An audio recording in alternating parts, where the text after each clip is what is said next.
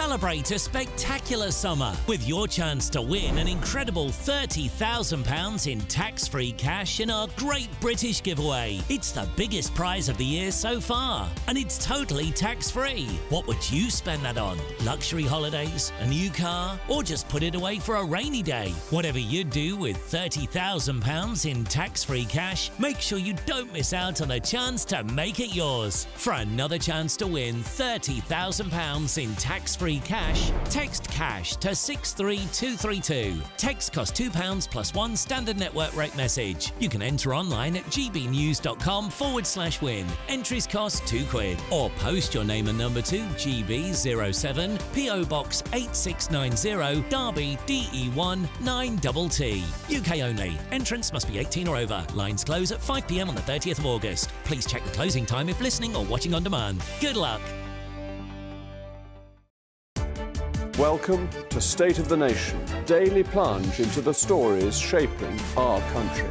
I'm Jacob Rees-Mogg, and Monday to Thursday we bring you the insights, the facts, the truth about how our country is being governed. Because what happens in Downing Street matters down your street. Tune in to State of the Nation every Monday to Thursday, 8 to 9 o'clock. Only on GB News, the People's Channel, Britain's news channel. I'm Patrick Christie's. Every weeknight from 9, I bring you 2 hours of unmissable, explosive debate and headline-grabbing interviews. What impact has that had? We got death threats and the bomb threat and so on. As time passes, she could have said Storm. You made my argument for me. My guests and I tackle the issues that really matter with a sharp take on every story. Went everywhere. Something practical could be done. Or I can become something different. Patrick Christie's tonight from 9 p.m. only on GB News, Britain's news channel. Are the newspapers getting you down? My wife didn't divorce me that month. Struggling to separate the wheat from the chaff? I know that it's a bit of a circus at the best of times. Well, don't worry. Headliners has got you covered. We'll take the burden of reading the day's news, and if we get depressed, who cares? It's an occupational hazard, frankly. That's Headliners on GB News from 11 p.m. till midnight, and the following morning, 5 till 6 a.m. on GB News, the comedy channel. Nah, just kidding. Britain's news channel. Good afternoon, Britain. Your lunchtime update on the stories that matter across the UK. From breaking news and insightful analysis, inspiring stories and lively debates. You're comparing yourself to a former Prime Minister. Which is it? Stay informed, stay updated, stay entertained. I just don't know how anyone would not want to be there. Every weekday from midday. We are Good Afternoon Britain, only on GB News. Britain's news channel.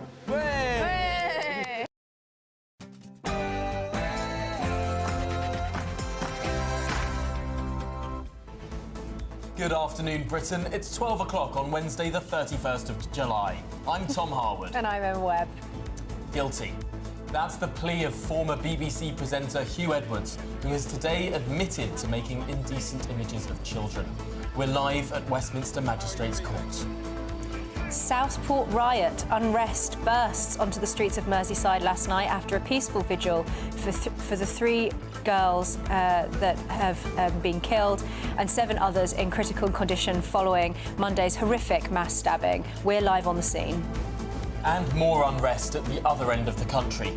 The streets of Southend played host to a daylight machete fight. The seafront was cordoned off as the brutal brawl forced onlookers to flee.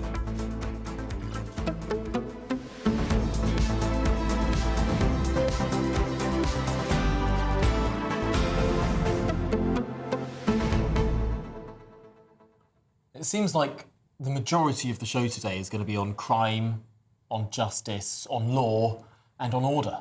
It's the only thing on anyone's mind. The country seems to have descended into a kind of spiral of lawlessness. Everywhere you look, there's somebody climbing on the back of a bus with a machete, running through the streets with machetes, fighting each other. I think people are wondering what on earth is going on. Absolutely, and not to mention the aftermath and frankly, the community tensions in Merseyside now, the riot last night, and not to forget the horrific mass stabbing on Monday. It feels that there is a palpable sense that there is a disintegration in law and order in this country. Yeah, I think people are really feeling it. I think people are frustrated, they're angry, and all you have to do is look at the way that Keir Starmer was heckled when he went to lay flowers in Southport yesterday.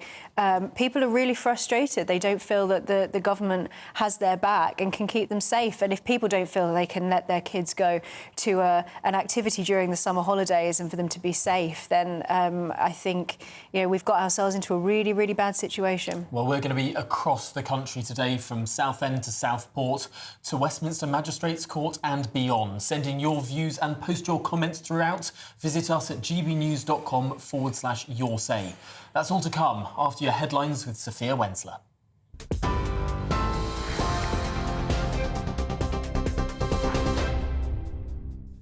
Tom, thank you. Good afternoon. It's just gone 12 o'clock.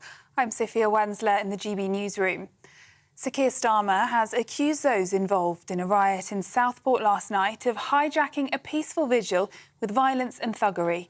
He said they'd insulted the community as it grieves for 3 young girls who were killed in Monday's stabbing attack, and warned they'd feel the full force of the law.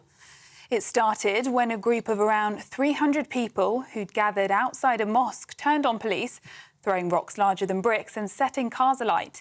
Many were supporters of the English Defence League and were not from Southport. They'd been encouraged by false posts on social media, which claimed the attacker was Muslim. Nearly 40 officers were injured and 27 were taken to hospital. Jenny Stankum, whose daughter Elsie died in Monday's attack, pleaded on social media for the violence to end, saying the police have been nothing but heroic.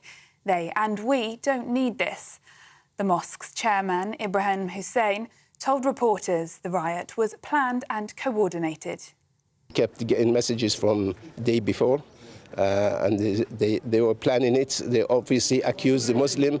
They obviously found us guilty, and they were going to punish us for whatever happens, which is awful, by the way. Whatever happened on Monday was absolutely heartbreaking. I would like to thank the police very, very, very much indeed, and I'm very sorry for the casualty that the police took. They took a very bad beating.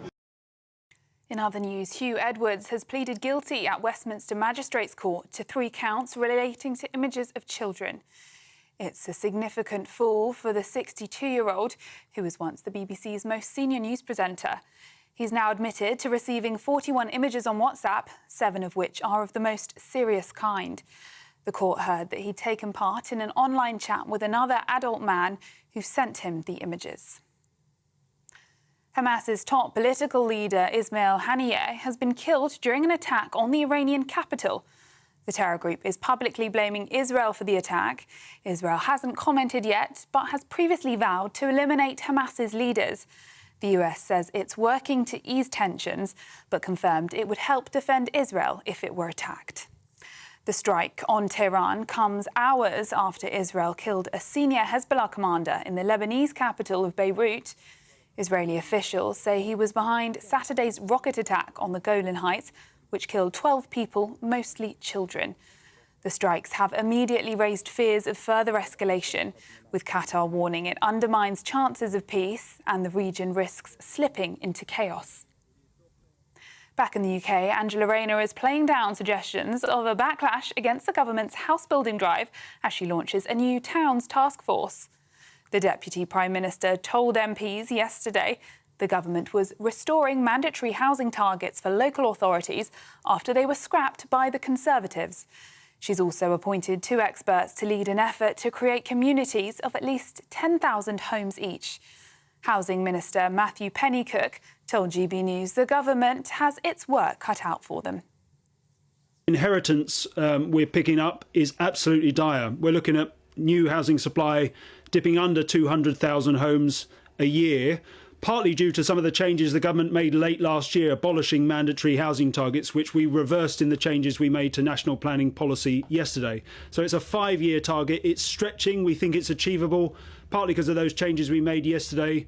But with this new towns task force bringing forward appropriate locations for large-scale new communities across the country, over and above that target that we've announced on local authorities across England to bring forward 370,000.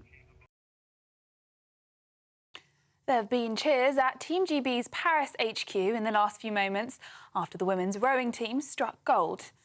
It was a sensational comeback for the rowers in a race that looked as if it might be over with around 250 metres still to come. But a last-minute sprint means they're coming home with Britain's 6th gold medal. And it comes after Alex Yee scooped up gold in the men's triathlon, while Beth Potter took bronze in the women's event. And while the skies are a little gloomy in London today, heat warnings remain in place across the UK. Parts of England are facing forecasts of 28 degrees today, which is expected to continue into Friday. But if you fancy a last-minute trip to the beach, you better be quick because thunderstorms are expected later in the week. Those are the latest GB News headlines for now. I'm Sophia Wensler, more in half an hour. For the very latest GB News direct to your smartphone, sign up to News Alerts by scanning the QR code or go to gbnews.com/alerts.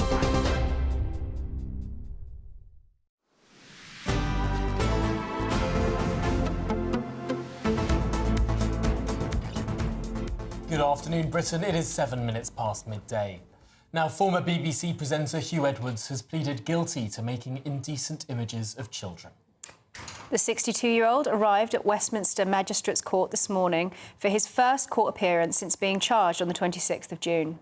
So let's head straight to the court now and speak to GB News Home and Security Editor Mark White. Mark.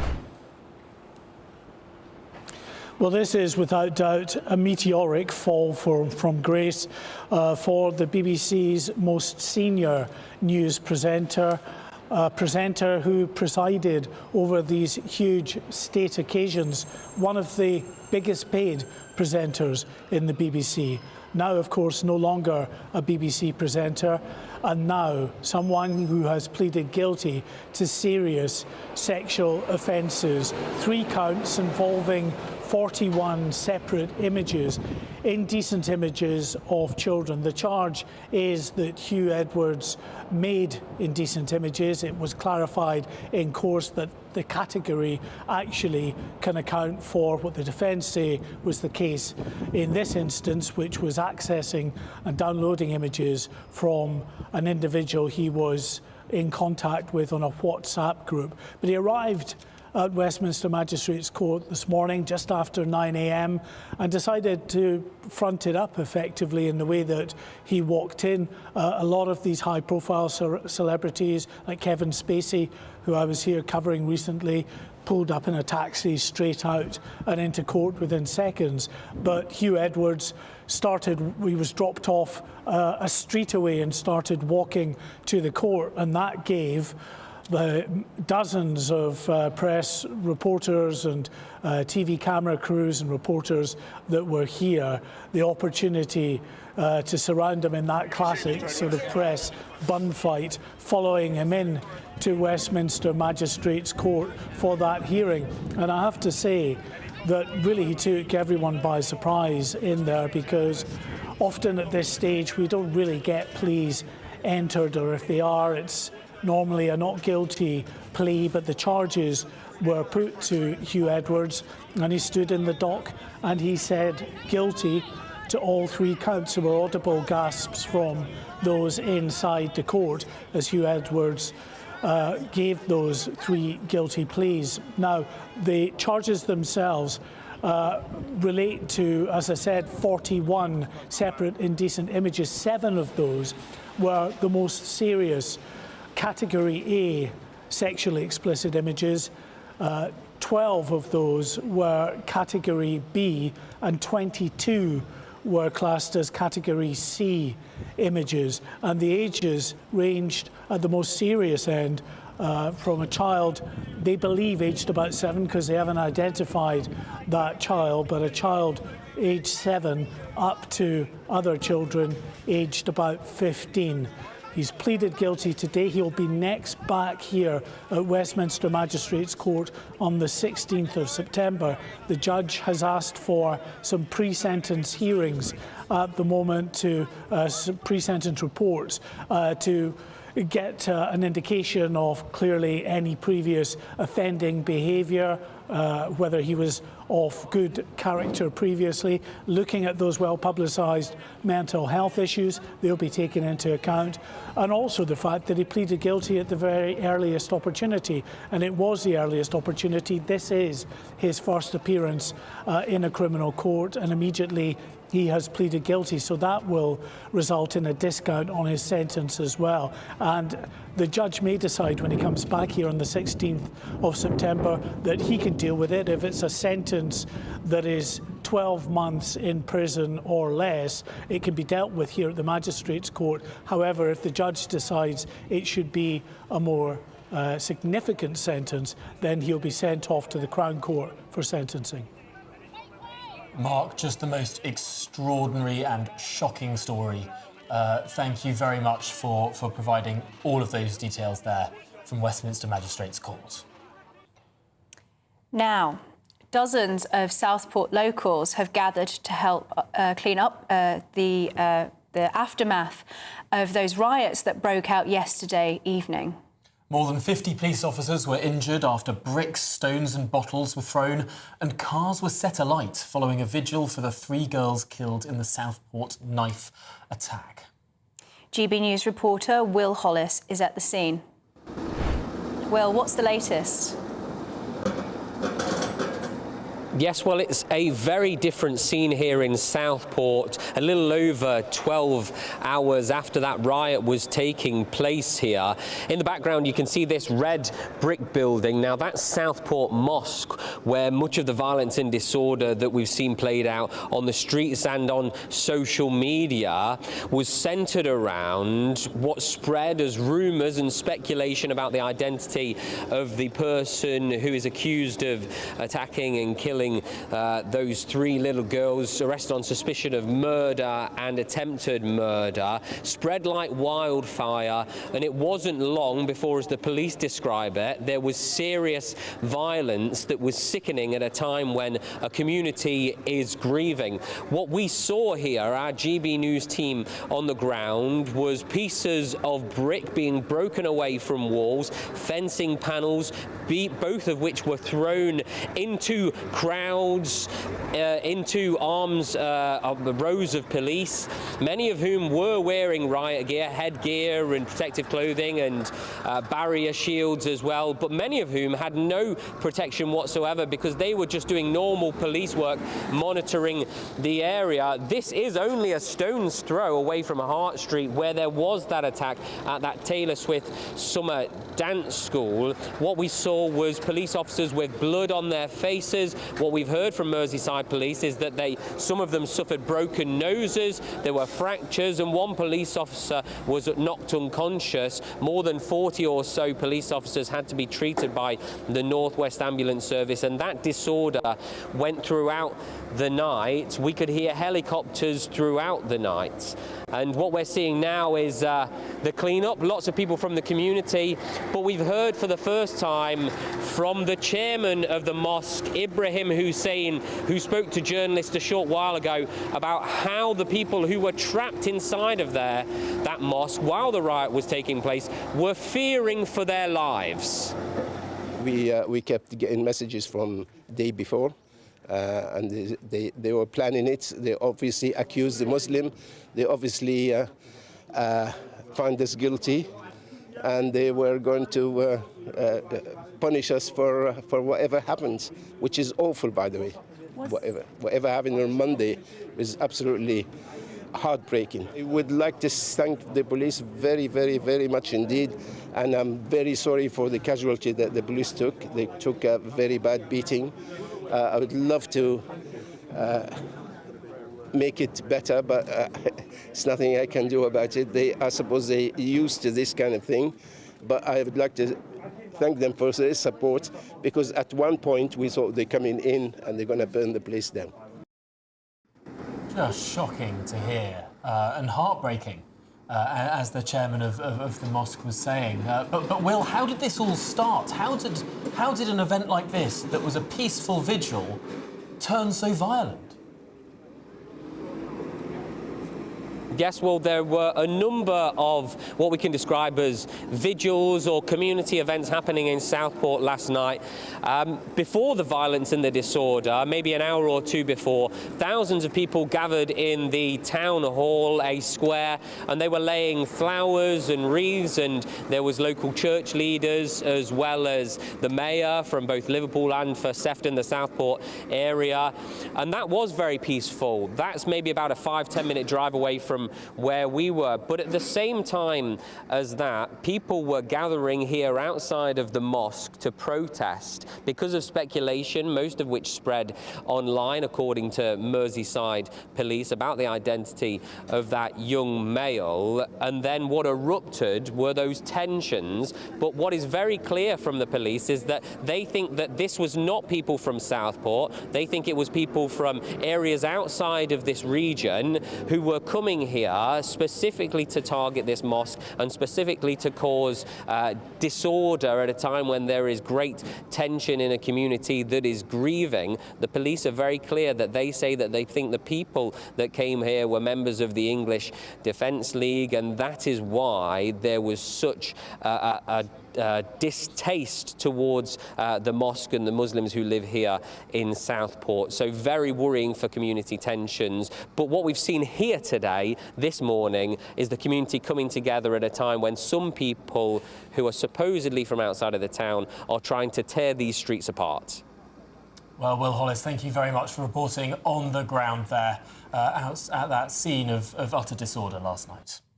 Now, the Prime Minister has condemned the rioters, who he says hijacked the vigil, saying the violence was an insult to the community as it grieves. Well, the riots followed hundreds of people, of course, taking part in what was a peaceful vigil for the victims outside Southport's Atkinson's art venue, which with many laying flowers and other tributes. Now, GB News North West of England reporter Sophie Reaper is live for us now in Southport. Sophie, you've been talking to people there on the ground. What is the atmosphere like? Well, it's a similar story here at the scene of that attack on Monday, 48 hours ago, that it is outside the Atkinson Gallery. It's very calm. The community is coming together. Now, in the last few moments, we have actually seen some activity happening behind us. This is obviously the police cordon that has remained in place since that knife attack on Monday. I'm not sure if we'll be able to say anything, but we have seen people in forensic uniform going in and out of the police cordon in the last few moments. So clearly there is some work still going on with the police at the Hart Studio where that attack took place on Monday. Now, as you say, we've been here since yesterday talking to people on the ground as those tributes began to pour in. Now, when we spoke yesterday, there were hardly any flowers here, and now there are hundreds and hundreds of bunches. People continuing to come. You may see some people coming in the shop behind me as we speak, people bringing their children out to lay flowers, trying to explain to them the horrific attack that took place in their hometown. We spoke to one gentleman earlier who explained to us that he was actually present during the attack and he helped a 10-year-old girl who had been stabbed. We don't know what's happening with that now, but he truly is a hero for what he did. He told us that his 5-year-old daughter, actually, she said to him yesterday morning that she wanted to use her pocket money to buy flowers to put them out here. And that's just one of many stories we've heard. We spoke earlier to a couple of ladies who'd come down. They wanted to lay flowers here, even though it was 48 hours after. They wanted to come and pay their respects and show their sympathies. This is what one of them had to say. Impact the attack has had on not just me but the whole community is Southport's it's a small town, nothing happens, you know, and it's the fact that it's just a bunch of kids. They all just went to go to have a dance and three of them didn't come home. It's just heartbreaking, it's horrible. That's what it is. The impact on the community it's gonna take a very, very long time for this. It's never going to be forgotten, but it's going to take a very long time to build ourselves back up. But we're just going to come back so much stronger. That's what Southport is, and that's what Merseyside is about, yeah.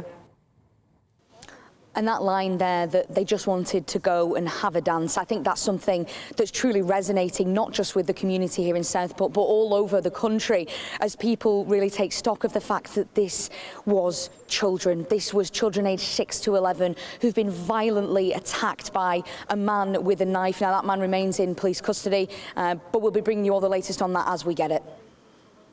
Well, Sophie, thank you so much for bringing us the very latest there live in Southport. Just absolutely horrendous. Yeah, no, really, really, really terrible. So elsewhere, chaos also erupted in Southend-on-Sea yesterday evening with a vicious machete fight forcing police to issue an urgent dispersal order in the area for people to stay away.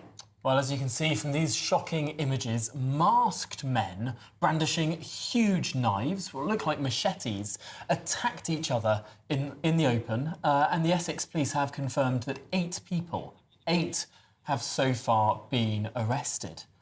I mean, it is just shocking to see in the broad daylight in what is a charming seaside city that this sort of brawl can take. And again, so many children. I mean, I grew up not far from Southend, and you know, there's a fun park there. There are arcades. It's a place where during the school holidays there'll be lots of families going to the seaside with the wonderful weather and everything. And I think people are seeing these images, not just here, but also an image from a few days ago of someone on sort of hooking themselves to the back of a bus holding a machete. Yes. People will be, you know, really wondering what on earth is going on, because it seems like our streets are out of control. It is shocking, the contrast, seeing the fun fair in the background, seeing the swings and the roller coaster and presumably children having a great time. And on the road, that main pedestrian area there. People are definitely feeling angry and frustrated about the situation because, like I say, it really does feel like it's out of control, and particularly during the school holidays as well. And after everything that's happened, people want to know that their kids are safe. You don't want to have your kids sort of locked inside for their own safety during the summer holidays because there are men running around in the streets with machetes. It's just an absolutely crazy situation that I think would have been unthinkable even 5 years ago. Well, let's get more now with Ken Hines, who's an anti-knife campaigner. Because, Ken, I mean, I am watching these images, I'm transfixed, I can't take my eyes away from them. We didn't used to see things like this on the streets of our cities. Absolutely right. But you see, what happens is these things go viral very quickly. And the effect it has on young people is to say, young people say, well, if that's the kind of weapons people are using, then they need to step their game up. But what's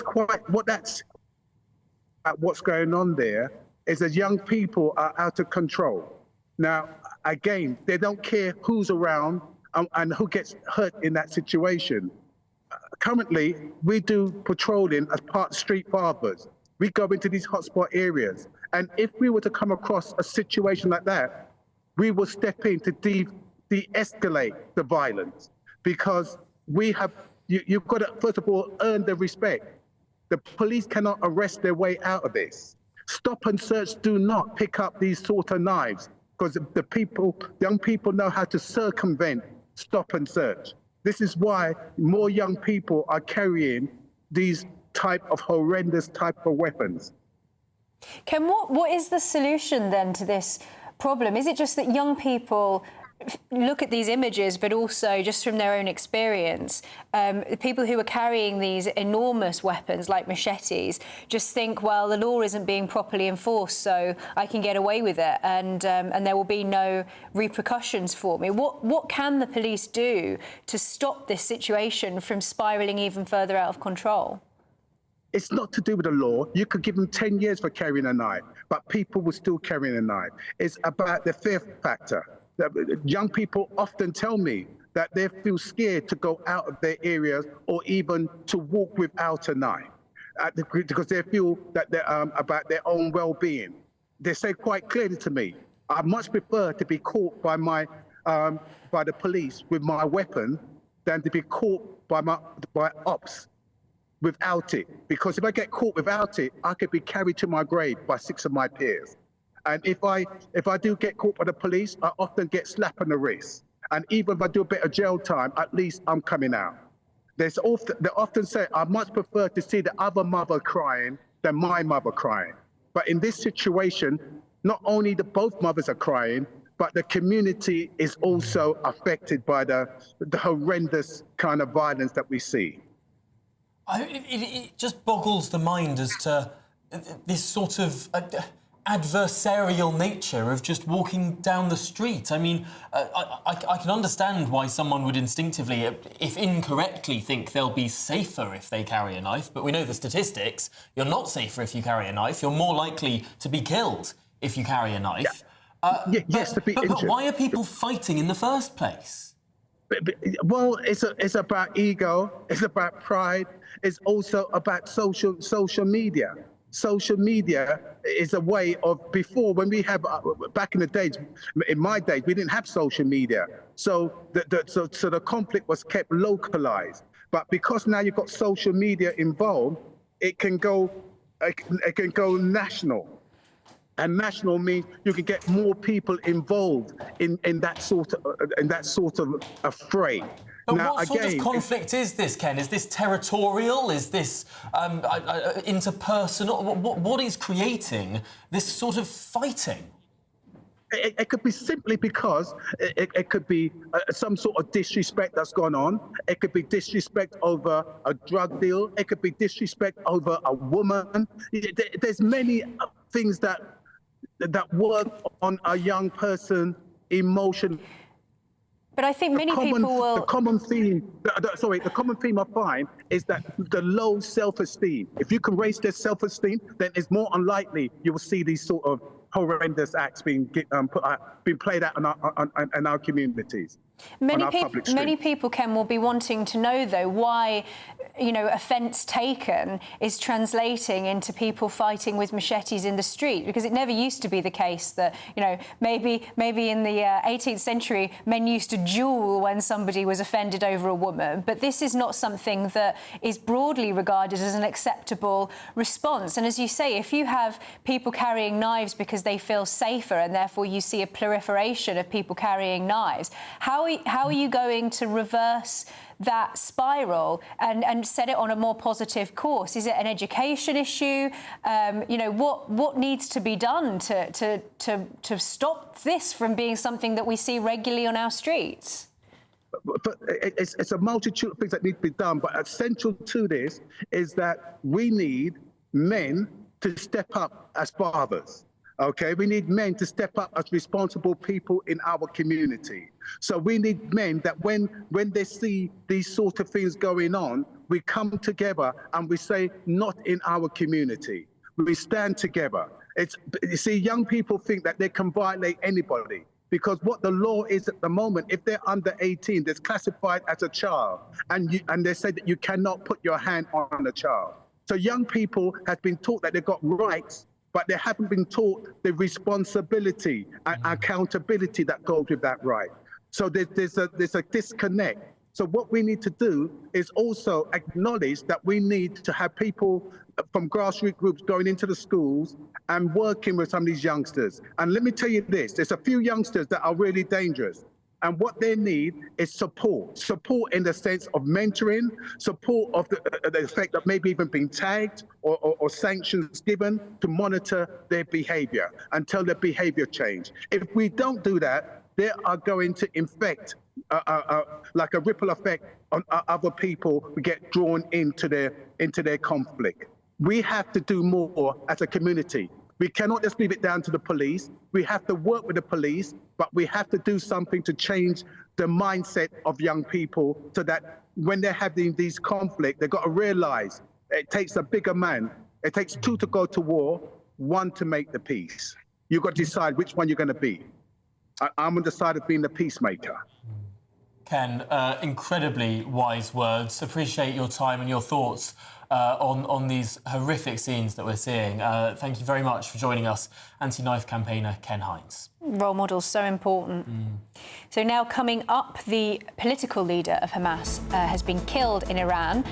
Just how could the situation escalate from here? We'll be discussing this after your headlines with Sophia Wensler.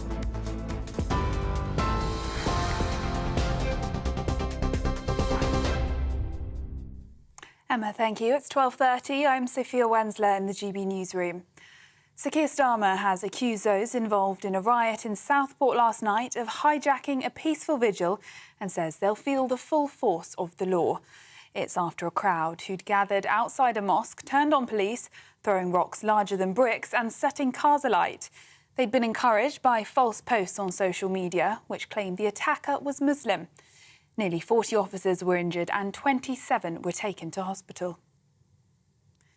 Hugh Edwards has pleaded guilty at Westminster Magistrates Court to 3 counts relating to images of children. It's a significant fall for the 62-year-old, who was once the BBC's most senior news presenter. The court heard that he'd taken part in an online chat with another adult man who sent him the images. Hamas's top political leader, Ismail Haniyeh, has been killed in an attack on the Iranian capital. The terror group is publicly blaming Israel for the strike. It comes hours after Israel killed a senior Hezbollah commander in the Lebanese capital, raising fears of further escalation. Angela Rayner says Labour was elected on a manifesto to build more houses as she plays down suggestions of a backlash. The Deputy Prime Minister unveiled a plan that'll see mandatory housing targets for local authorities. She's also appointed experts to lead an effort to create a series of new communities of at least 10,000 homes each. And there were cheers at Team GB's Paris HQ in the last hour after the women's rowing team struck gold. It was a sensational comeback for the rowers in a race that looked as if it might be over with around 250 metres still to come. But a last-minute sprint means they're coming home with Britain's 6th gold medal. Those are the latest GB News headlines for now. I'm Sophia Wensler, more in half an hour. For the very latest GB News direct to your smartphone, sign up to News Alerts by scanning the QR code or go to gbnews.com/alerts.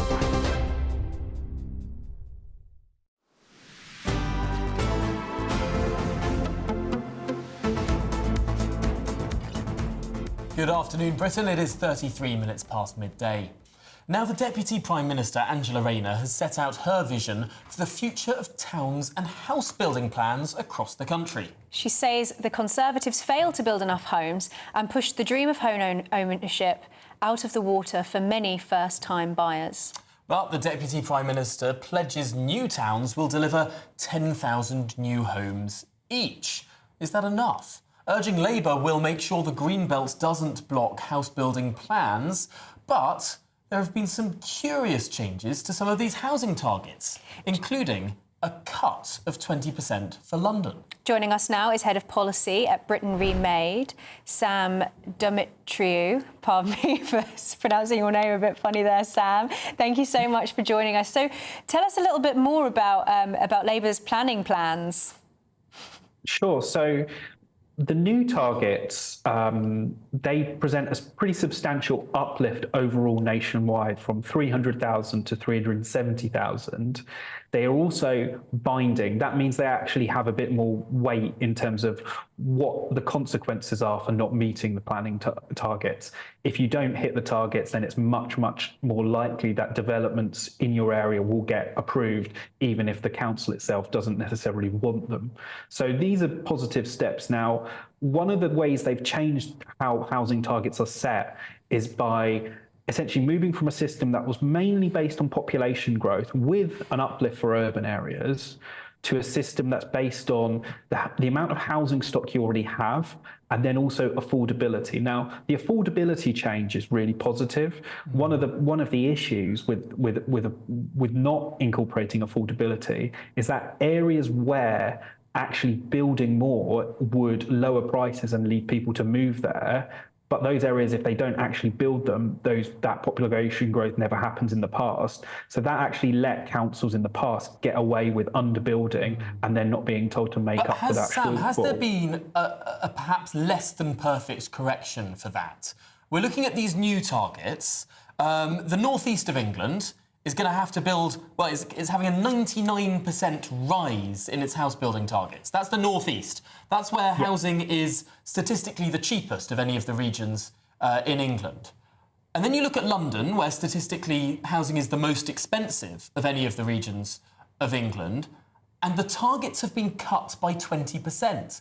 How on earth does it make sense to build more where there's less demand and less where there's more demand? I think you're right to raise this point, Tom.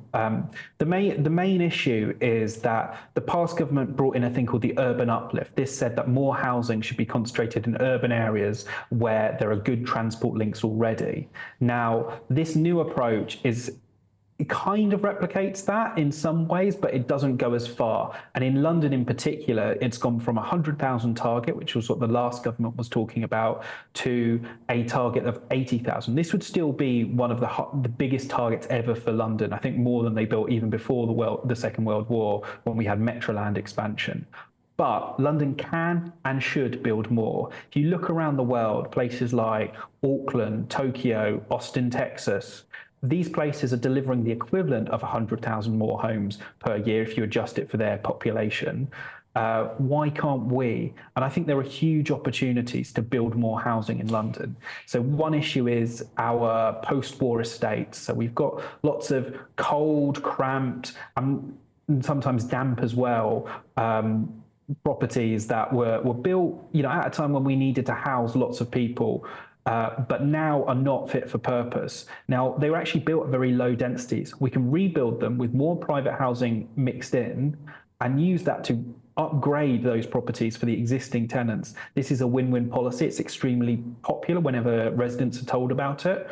And that's one way of doing it. Another way is looking around train stations and tube stations. We should be saying that any housing within walking distance of a train or tube station, unless there are extremely good reasons not to, should be able to build up to at least 6 stories. This is what worked in Auckland and meant that their housing rents haven't risen by as much as they would have. In fact, they didn't rise by around about a third as much as they would have. If you had a similar prevention of a third rise in rents in London, that'd be a pretty substantial cash boost to people around the capital. But Sam, is this not going to end up with a situation where, particularly in the north, and obviously that was one of the ideas behind the Green Belt, was to prevent London from becoming this sort of sprawling metropolis. Are we not going to end up with problems of urban sprawl up in the north of England, where people may not be happy with housing being planned in that way, and may not want to live in cities that become so sort of sprawling and, as some people have referred to as being a sort of new town dystopia? So I think it's worth keeping in mind what the changes to the Green Belt are. And I think it's quite an interesting approach. So first of all, you have what's called grey belt infill. So if you've got a petrol station on the Green Belt, unless there are particular reasons why you wouldn't want to develop it, perhaps it's in the middle of nowhere and you need to build a big road to bring people to the houses and back to work and so forth. Those projects can go ahead, and then once you've done the brownfield, the grey belt, then you start looking at those bits of the Green Belt that don't actually fulfil that purpose of preventing urban sprawl or protecting the countryside from encroachment, or leading to these sort of merged cities that people are concerned about. I think that is actually quite a reasonable approach. If we could focus our Greenbelt policy on preventing sprawl and actually say, look, there are some bits of Greenbelt land that could be much denser, that are on the very outskirts of town, they're not far into the Greenbelt, then that would be sensible. But we'll see what happens in practice, what councils would choose to designate in their local plans. So on a broad score of where we are right now, where would you put what the government is currently trying to do? Have they shown any interest in this idea of knocking down those old, ugly concrete estates and making them perhaps a bit more dense and a bit more beautiful? Or are they sort of being a bit more cautious than is necessary? So I mean, London does do some estate regeneration already. I think it could do a lot more, and I think there are various changes you could make to give councils and housing associations the confidence to actually bring projects forward. But I think we are. This is broadly a positive move. housing targets that actually bite. The main issue is, we can talk about targets as much as we want, but London's housing delivery against those targets was exceptionally poor. London wasn't building anywhere near enough homes, even with a low target of 52,000. So, compared against that, this is still quite a big uplift. But I think there are more things that need to happen alongside the housing targets. I don't think we should rely solely on housing targets. There was a good measure, for instance, in the National Planning Policy Framework that came out yesterday, which suggested that upward extensions should be made much easier to do. Previously, it was kind of focused on mansards, it's a perfectly acceptable form of upward extension, but there are many more kinds that could be done. If we can build up gently, gradually, then that potentially could unlock a lot more homes. Something, again, Auckland style, hopefully that will be on the agenda eventually, but at the moment we don't have any clear details on something like that. Interesting. Well, we're going to need a lot of details if they're pinning all of their growth hopes on this building revolution. But for now, Sam Dimitriou, Head of Policy at Britain Remade, really appreciate your time. Thanks for joining us. Now, coming up, get your swimsuits out. We're heading to Western-super-Mare as the sunny summer continues, but will it last? We'll bring you the latest after this.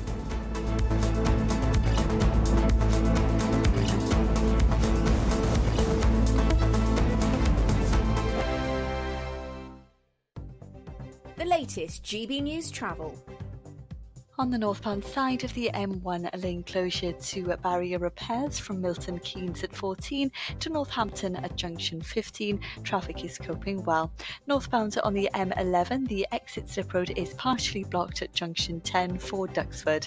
And clockwise on the M25, the lane closure on the exit slip road to junction 1B for Dartford continues to a broken down vehicle, though traffic is coping well. Very slow, however, for the anti-clockwise side of the M25 Dartford Tunnel. There are long delays and 2 lanes closed following recovery work and an accident from Dartford at 1A through to Lakeside at 31. Delays to junction 3 for the Swanley interchange. Finally, the westbound side of the M4 slow at the Calder at 24, a lane closure to an accident. That's the latest.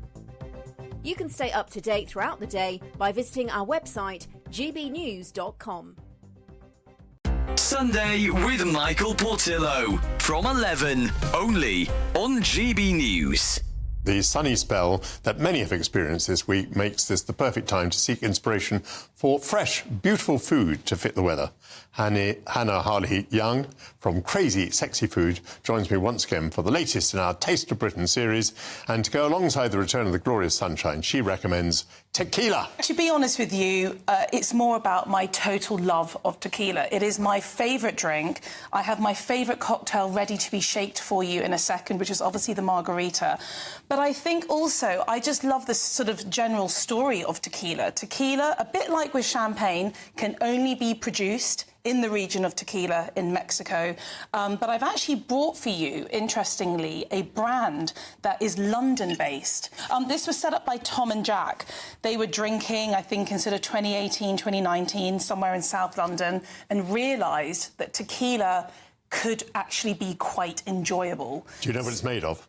It is. It's made from the blue agave plant. Now, 300 million of these plants are harvested every year. It takes between 8 to 12 years to harvest. Their tequila is made to be drank with tonic, which is not your usual accompaniment with tequila. Usually it's lime, it's a margarita. With a Blanco tequila, the idea is that the process is that once it's distilled, that is the end, it's bottled and it's sold. This is the Reposado.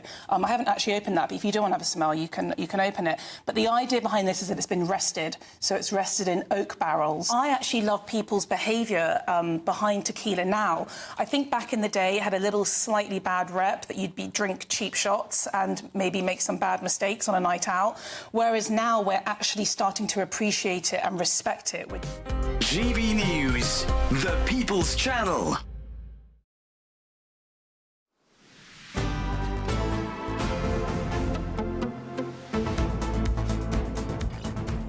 Good afternoon, Britain. It is 45 minutes past midday.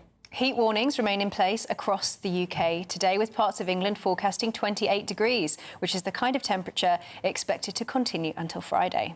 Do you know what's really useful about this? I go on holiday on Saturday. No. So I think I might have timed this Jammy. perfectly. But some parts of the UK might experience a few thunderstorms later on today. But let's find out precisely where that might be. Our reporter Jack Carson joins us from a sunny Western-super-Mare. First of all, Jack, is it just as hot as yesterday?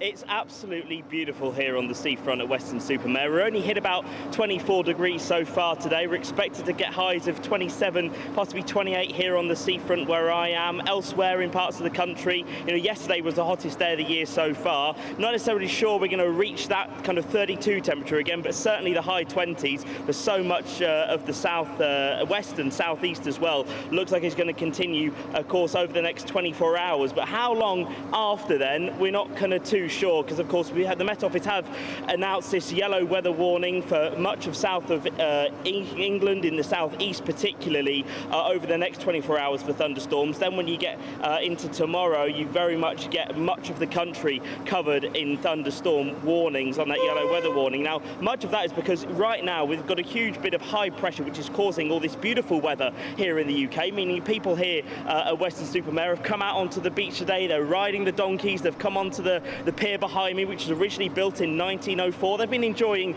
the sights here, but of course whether that pressure lasts is the big question. Looking into the weekend, temperatures certainly dropping around 5 or 6 degrees, so certainly cooler here, but certainly the sun not really going away really any time soon, particularly here in the southwest of England where I am, just outside of course the Bristol Channel, which is absolutely beautiful this time of year. I've been speaking to some people here on the seafront today about what they love about Western-super-Mare, what they like about coming here in the sun. Here's what they told me. Have you ever been on the donkeys? Yeah. What are the donkeys like? You sit on them, they're very fluffy, and you can go round the beach on them for a while. I come here on holiday. Yeah, how many times have you been here now? I think 3 times. And what's it like? You like it? Yeah, it's really nice. So we just came down for the day. Haven't been here for quite a while. It's a nice sunny day. Why not? Here, what is it? No, we like the beach. We like the beach, so we're just going back down to our car we parked and then get our sunbeds out of the car and put them on the beach for the day. Well, I haven't been for ages, so I don't know what it's about now. I think it's improved a lot since I came last time. Yeah. And what kind of, have you come here since you were kind of a kid? What's the kind of... Yes, I've come over regularly once a year for the holidays with my parents and my brother and sister. Yeah, we were always found here for that. People have been enjoying about Western-super-Mare today. Plenty of people on this beach. I've lathered up on the sun cream. My shorts are on. I'm not going to show you my knees. That would really put you off your lunch. But the beautiful weather here in Western-super-Mare continues here and across the country for at least the next 24 hours. Marvellous stuff. Jack Carson will catch up with you a little bit later, but for now, enjoy some ice cream and perhaps a paddle. I love the idea that it's almost 30 degrees and people think, I'm going to go and ride a donkey. Yeah. I mean, never mind the poor donkey, it makes you proud to be British, doesn't it? It really does. There's very little that's more British than that. But in slightly less sunny news, or depending on the perspective. Well, I would say rather sunny, but... There we go. The political leader of Hamas, Ismail Haniyeh, has been killed while staying in Iran, with the terrorist group saying that an Israel airstrike is responsible. The killing has thrown hope of a ceasefire into doubt and has raised concern of a spilling conflict out into the wider region. Iran's president, in the last hour, has also promised to avenge the death, calling the attack cowardly. Well, for more on this, we can speak to the editor-in-chief of the Jerusalem Post, Zvika Klein. Because, Zvika, the reason I say that some people are trepidatious about this is not that this guy was a beastly individual, clearly he was, but the risk that this could escalate, the risk that Iran could strike back and this could spill out to a much wider war. Right, 100%. So I mean, basically, it's very interesting how there's a very big kind of bulk of Israelis who are happy, let's say, today. My personal view is not to celebrate the death of anyone, even though we're talking about a murderer and someone who kind of is, woke up every morning and hoped that people who are Jewish would just be killed. That said, definitely there is that risk Israel has taken. Let's say if the reports are true, then Israel was the one to attack and to kill him in Iran. Definitely there is that threat, but from the Israeli perspective, definitely the audience, the general average Israeli, there's a bit of sense of pride in their own military, also regarding the assassination of a member of Hezbollah in Lebanon last night. So when you put those all together, and tomorrow we're unfortunately going to be not celebrating, but commemorating, I guess, 300 days for the beginning of this war. So there's a bit of hope amongst Israelis, but also anxiety on what is expected in the near future. What is the feeling amongst the Israeli population in the face of those threats from Iran to avenge this death, and how is the Israeli resolve when it comes to getting those hostages back now that in many countries across the world the news has sort of moved on to focus on other things, almost as if those hostages have been forgotten? Right. Well, I mean, three of us are in news, and we know that certain things have a certain, expiration date. And unfortunately, as you said, people aren't focusing on it as much. Ismail Haniyeh was actually the guy in the room in the negotiations for the ceasefire, as well as the hostage release. So that definitely will have some sort of an effect on this type of a deal. And regarding the question on Iran, so I mean, Israel has actually already physically suffered a missile attack just a few months ago from Iran. So this is something that's been, in theory, in the military books for decades. Yes, Vic, I wanted to ask you about that, because it was only in April when 300 drones and missiles were launched at Israel. Thankfully, most, if not all, were taken out by not only the Iron Dome, but also British aircraft, American aircraft, and Jordanian aircraft. Right. Might there be a similar coalition of the willing to respond to a similar attack? But of course, the British government has changed. The British government's position on Israel is slightly different now than the previous British government. Is there concern that perhaps the political situation in America has shifted as well, that there'll be less willingness to defend Israel if there are now hundreds more missiles to come down on that country?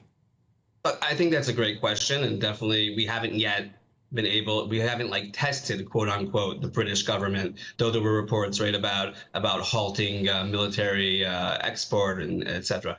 I think definitely that there is a certain sense of that, but also I would say definitely the U.S. In the U.S. considered Ismail Haniyeh, who has been assassinated, reportedly by Israel, they are on a list of terrorists of the United States. So therefore, it's not like Israel did something now that was against Western agenda or Western kind of military or espionage rules. So I think definitely the United States would continue with that type of support. Okay. Unless we're going to have to leave it there. Israel... Vicky Klein, thank you so much for talking us through that. Editor-in-Chief of the Jerusalem Post. That's all from us this hour. Stay with us. We're going to be back on the ground in Southport after this.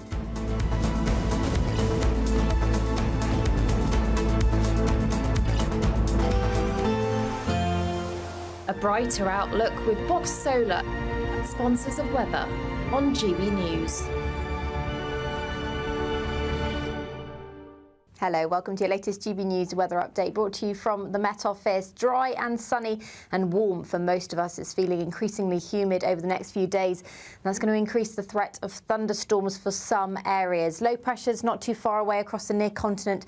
That's where that threat of thunderstorms is coming from. Further north, though, high pressure still dominating, so plenty of dry and warm weather. Quite a lot of sunshine as well. Still some hazier sunshine here and there across parts of northern England, some areas of Northern Ireland and the far north of Scotland, still holding on to a bit of cloud and possibly some rain.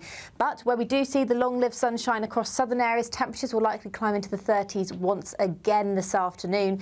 But it's across the southeast where there's a risk of thunderstorms. There is some uncertainty in whether they will bring any impacts, but I think you will likely see some lightning offshore. Further north, though, no risk of thunderstorms across Scotland. It's likely to be a slightly warmer evening this evening than last night. It was quite a chilly night, actually, across Scotland compared to elsewhere in the country. So temperatures in the mid-teens, 20s for some areas of central southern Scotland, and some cloud around, but mainly a dry and pleasant evening for most of us. But there's still this threat of thunderstorms and a warning in force for the southeast throughout this afternoon and into this evening. But the threat really does increase overnight tonight as an area of thunderstorms develops across parts of Wales and across the southeast. And those will push north and eastwards overnight. So there's a wider area that's covered by this thunderstorm warning. We could see some localised impact due to flooding, lightning and some fairly large hail as well. And it's going to be a humid night for most of us. As I said, a milder night tonight across Scotland than last night as well.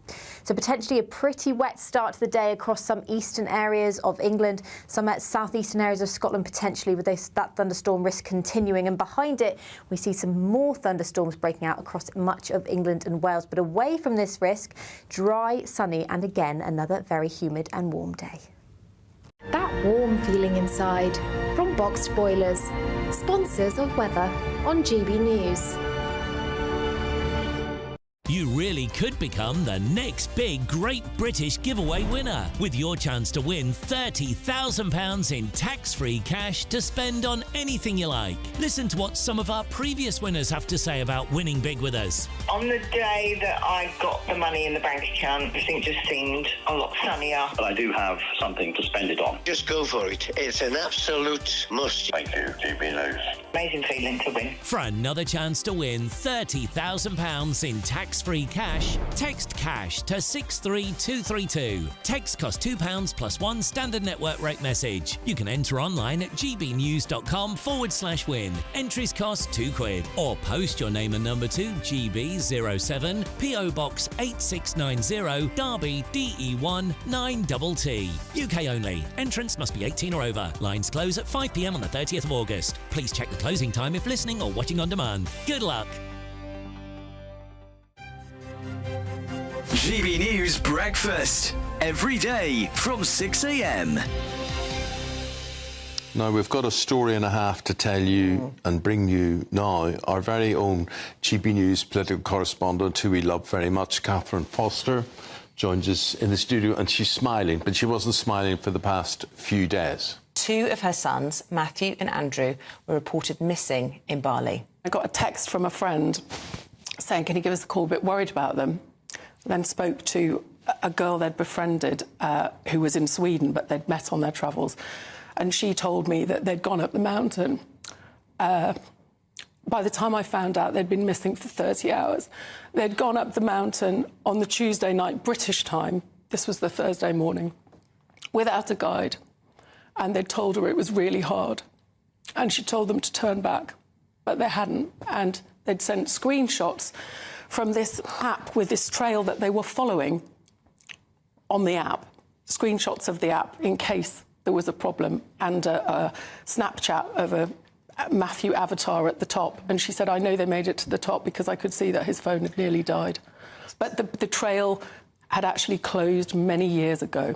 So the app, we will need to make sure that that gets taken off the app. But, you know, technology saved them in the end because it was the screenshots and it was the messages that they'd sent, but they should never have been without a guide. But what were you doing during those 30 hours that Mum couldn't, when the phone died and Mum couldn't get in touch? Where were you? What were you up to? Well, we were trying to figure out the best course of action because it started to pour with rain. The amount of rain created a river, like a stream. Yeah. We were like, oh, yeah, let's follow the stream downhill, and then the sun set, and we just had to like sleep in the bushes in the jungle. GB News, the People's Channel.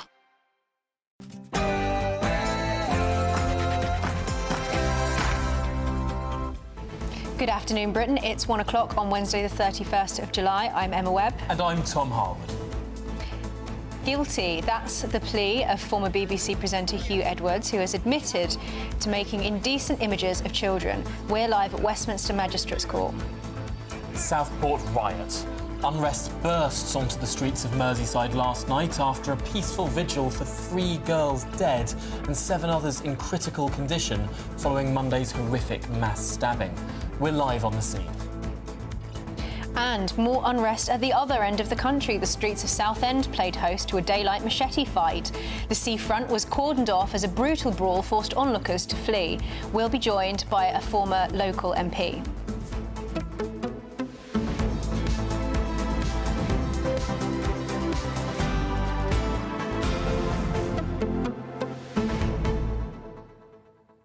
Now, these events are separate. The machete brawl in Southend and the horrific stabbings up in Southport.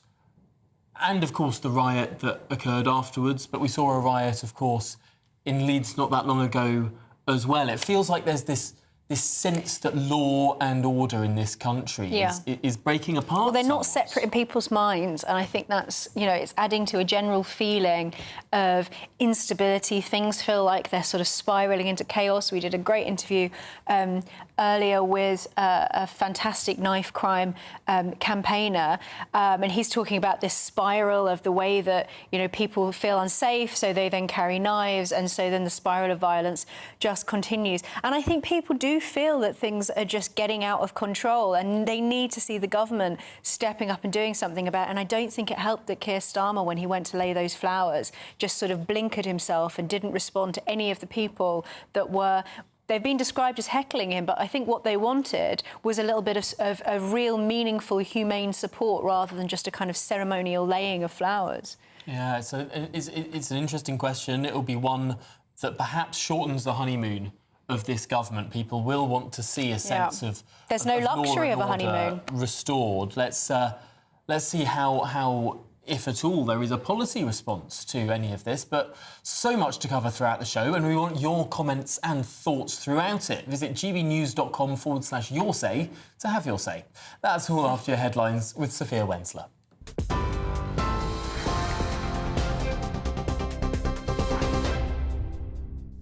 Tom, thank you. Good afternoon from the GB Newsroom. It's just gone 1 o'clock. Your top story this hour.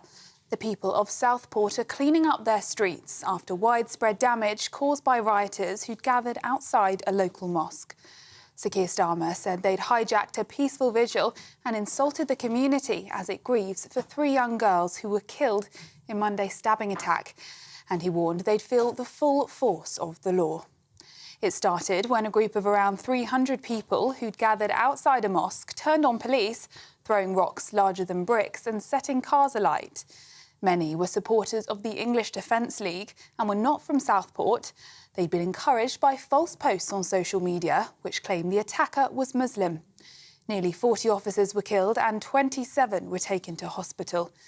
Jenny Stancoombe, whose daughter Elsie died in Monday's attack, pleaded on social media for the violence to end, saying the police have been nothing but heroic. They and we don't need this. The mosque's chairman, Ibrahim Hussein, told reporters the riot was planned and coordinated.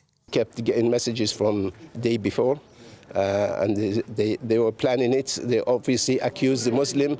They obviously found us guilty, and they were going to punish us for whatever happens, which is awful, by the way.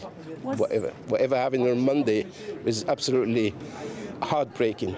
I would like to thank the police very, very, very much indeed, and I'm very sorry for the casualty that the police took. They took a very bad beating. In other news, Hugh Edwards has pleaded guilty at Westminster Magistrates Court to 3 counts relating to images of children. It's a significant fall for this 62-year-old, who was once the BBC's most senior news presenter. He's now admitted to receiving 41 images on WhatsApp, 7 of which are the most serious kind. The court heard that he'd taken part in an online chat with another adult man who sent him the images. Hamas's top political leader, Ismail Haniyeh, has been killed during an attack on the Iranian capital. The terror group is publicly blaming Israel for the attack. Israel hasn't commented yet, but has previously vowed to eliminate Hamas's leaders. The US says it's working to ease tensions, but confirmed it would help defend Israel if it were attacked. The strike on Tehran comes hours after Israel killed a senior Hezbollah commander in the Lebanese capital of Beirut. Israeli officials say he was behind Saturday's rocket attack on the Golan Heights, which killed 12 people, mostly children. The strikes have immediately raised fears of further escalation, with Qatar warning it undermines the chances of peace and the region risks slipping into chaos. Back in the UK, Angela Rayner is playing down suggestions of a backlash against the government's house-building drive as she launches a new town task force. The Deputy Prime Minister told MPs yesterday the government was restoring mandatory housing targets for local authorities after they were scrapped by the Conservatives. She's also appointed 2 experts to lead an effort to create communities of at least 10,000 homes each. Housing Minister Matthew Pennycook told GB News the government has its work cut out for them. Inheritance we're picking up is absolutely dire. We're looking at new housing supply dipping under 200,000 homes a year, partly due to some of the changes the government made late last year, abolishing mandatory housing targets, which we reversed in the changes we made to national planning policy yesterday. So it's a 5-year target. It's stretching. We think it's achievable, partly because of those changes we made yesterday. But with this new towns task force bringing forward appropriate locations for large-scale new communities across the country, over and above that target that we've announced on local authorities across England to bring forward 370,000.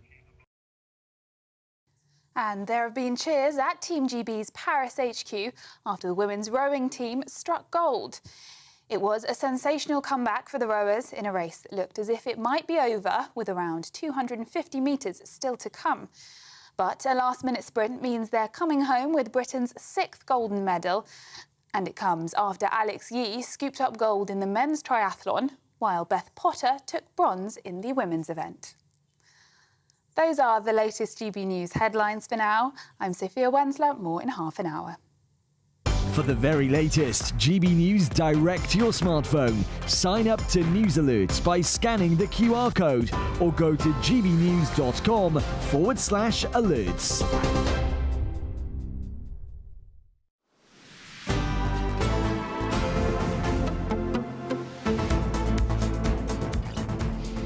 Good afternoon, Britain. It's 7 minutes past 1. Now, former BBC presenter Hugh Edwards has pleaded guilty to making indecent images of children.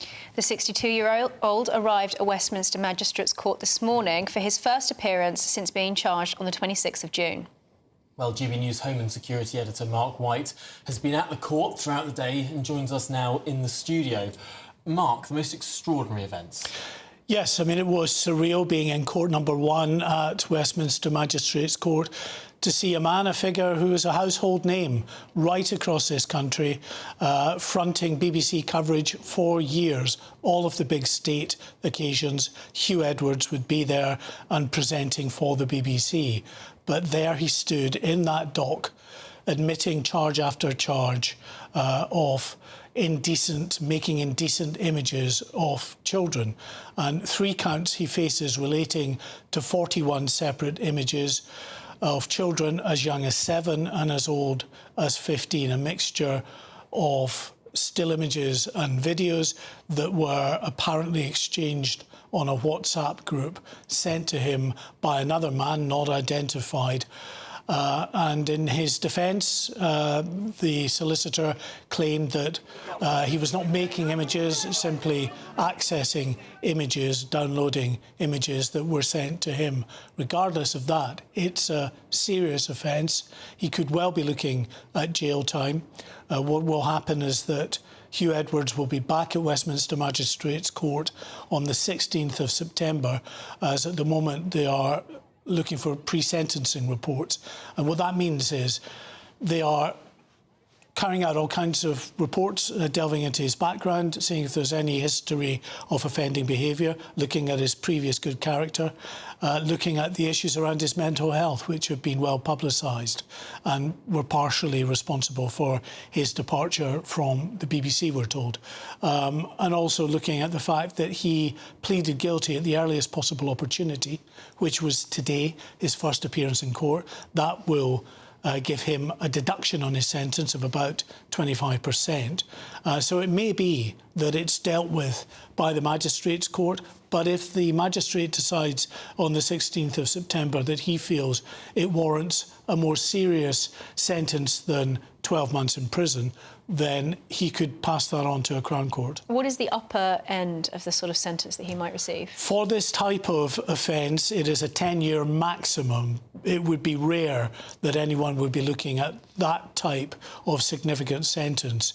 There's, as I say, those mitigating factors that they'll take into consideration as well. And chief among them is the fact that he has pleaded guilty, some acknowledgement of his crime and his offending behaviour there at the earliest possible opportunity. And the reason, I mean, people might get understandably angry that just because you pleaded guilty, how on earth should that result in you getting a quarter of your sentence deducted? But the reason they do that is because, one, it shows some kind of acknowledgement and contrition on the part of a person who's putting their hands up and saying, yes, I'm guilty. Also, though, it saves potential victims the ordeal of having to sit through a court case in many respects, and it saves the courts an awful lot of money. So they incentivise that by giving a quarter of their sentence.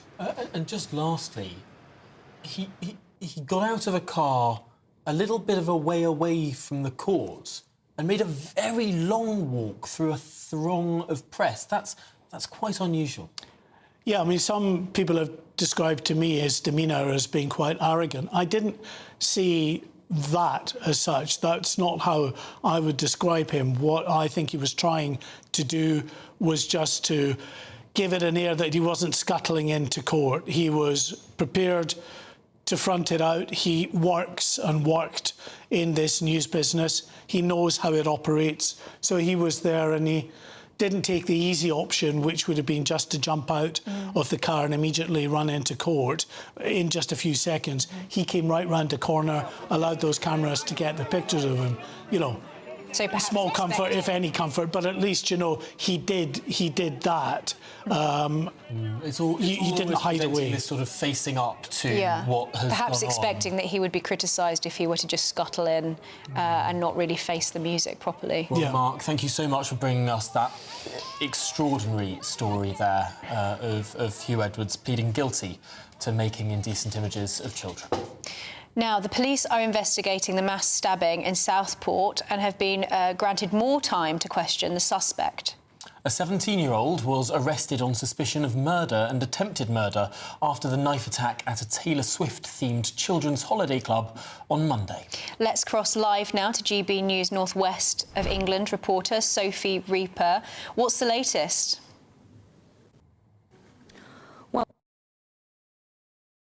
And here at the scene, it's been a real sense of community coming together. But of course, then last night we all saw the pictures of a riot, essentially.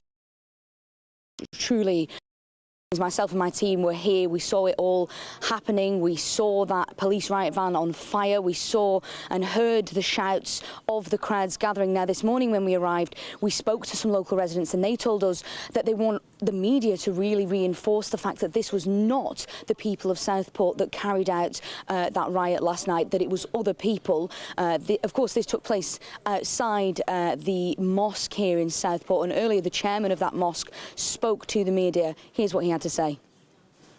We kept getting messages from the day before, and they were planning it. They obviously accused the Muslim. They obviously found us guilty, and they were going to punish us for whatever happens, which is awful, by the way. Whatever happened on Monday was absolutely heartbreaking. I would like to thank the police very, very, very much indeed, and I'm very sorry for the casualty that the police took. They took a very bad beating. I would love to make it better, but it's nothing I can do about it. I suppose they're used to this kind of thing, but I would like to thank them for their support, because at one point we thought they're coming in and they're going to burn the place down. Well, here at the scene where that heinous attack, Ever since, even today, about more than 48 hours. The connection there, Sophie. Your line is just dropping out a little bit, but we did get the bulk of that. Sophie Reaper, our northwest of England reporter, reporting from Hart Street in Southport. A really, really shocking event, but also a bizarre targeting of a mosque afterwards, given that what we do know about the 17-year-old who has been arrested, although obviously presumption of innocence must remain. The fact that was released about that suspect was his parents come from Rwanda. Rwanda is a 94% Christian country. Just 2% of people in Rwanda are Muslim. It doesn't seem that Islam is involved here in any way. Well, I think it's difficult to know exactly what it is that sparked what happened on the ground. I mean, there's been some speculation and whether this, in people's perception or not, had an effect that somebody seems to have been arrested for carrying a machete. But I say this is just speculation. But this was something that's obviously online. People in the local area and outside of the local area can also see that as well. So, I mean, we don't really know exactly what was going on the ground and what sparked that riot. It's very interesting. The police have now been given an extension on the amount of time they have to interview this suspect, because I think we would have expected by now that the individual would have been charged. Lots of people probably at home wondering why on earth have we not seen this individual being charged yet?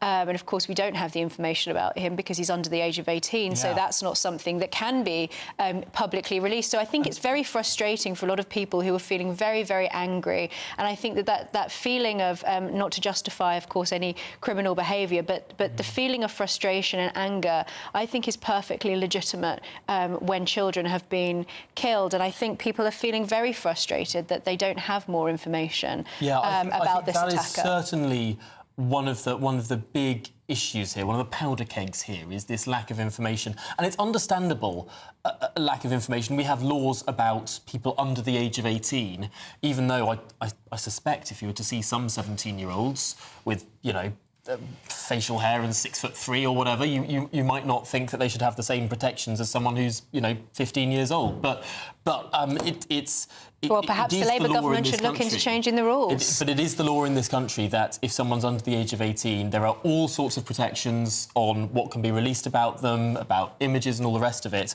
Now, it might be that after a trial, the judge then decides to release all of this information, as happened with two murderers under the age of 18, the two children who killed Brianna Ghey last year. Their faces and names and details were released, but only after the trial. So it might be that we have a frustrating few months to wait before all of this comes out. But I think, I mean, from the perspective of the local community, I think it's really, really difficult to sort of live in suspense, knowing that, just having to accept the cogs of justice are turning, but you don't really know anything about what's going on. And in the meantime, children are still in hospital. The adults who try to protect them are still in hospital. Some of them may still be fighting for their lives. And I think that's very difficult for a community who are feeling rightly angry. Well, coming up, the UK's national debt in cheerier news. Oh, wait, no, it's soaring to unimaginable highs. Currently passing an astounding £2.5 trillion. Yes, that's trillion with a T. Well, it's fast rising, and we're going to have a look at our national debt clock after this.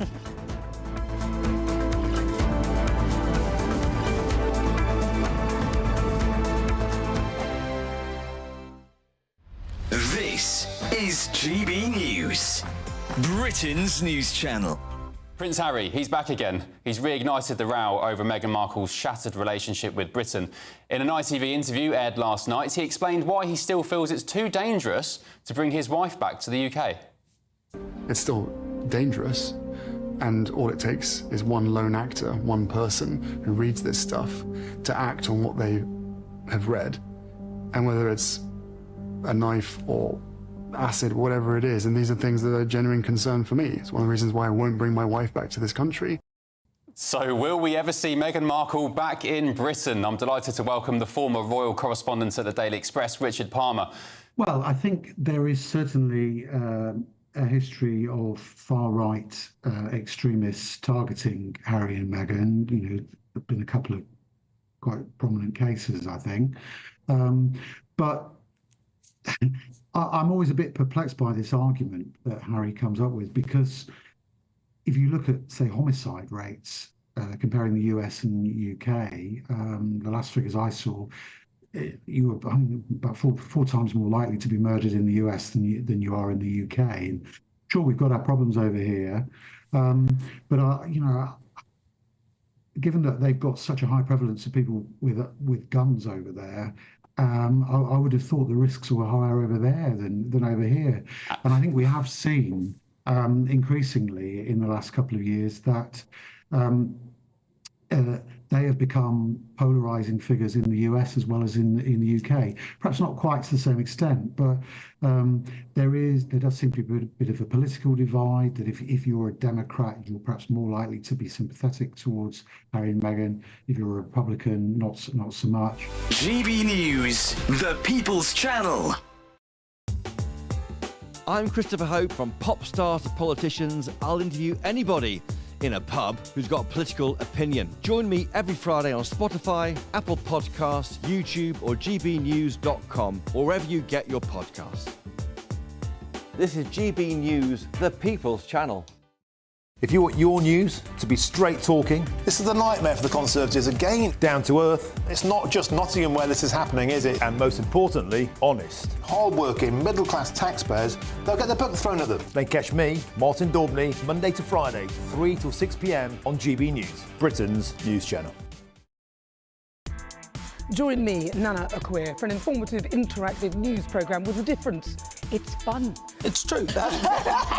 You're not wrong. No one will be cancelled. Lovely.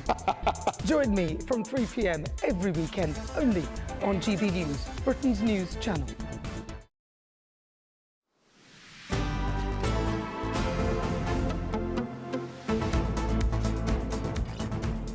Good afternoon, Britain. It's 22 minutes past 1. Now, here's a cheery one for you. The UK national debt is sitting at an inconceivable £2.5 trillion, and it's increasing by £382 million every day. This comes as Chancellor Rachel Reeves reveals a £22 billion black hole in public finances. These huge amounts are hard to fathom or even understand, and so the Taxpayers Alliance have relaunched their ticking debt clock to help break down the state of the UK's national debt. Well, joining us from the Taxpayers Alliance is their head of campaigns, Elliot Keck. Elliot, well, no, we've got... let's see if we can return to the Taxpayers Alliance in just a moment. Why don't we talk about housing now? Because we're joined delightfully by Samuel Hughes of the Centre for Policy Studies. Samuel, we were going to talk to you in a moment, but let's talk to you now instead. Housing is, of course, a huge issue. We've seen two big announcements over the last 2 days. A new planning framework with new targets across the country, but also an agenda of new towns to be built. Samuel, what do you make of what the government's announced? It's a bit of a mixed bag. I mean, the country, I don't need to tell you, Tom, that the country does have a serious housing shortage. It's obviously good news that the government's ambitious about tackling that. It's good news they've raised targets. It's good news they've also made targets a bit more binding than they were before, so it's more likely that those targets will actually be met. I think the more concerning part is the distribution of those targets. So we've seen cuts in most of urban Britain, and increases in rural areas, especially, oddly, in the north, the northwest, which is an area that doesn't have an acute housing shortage.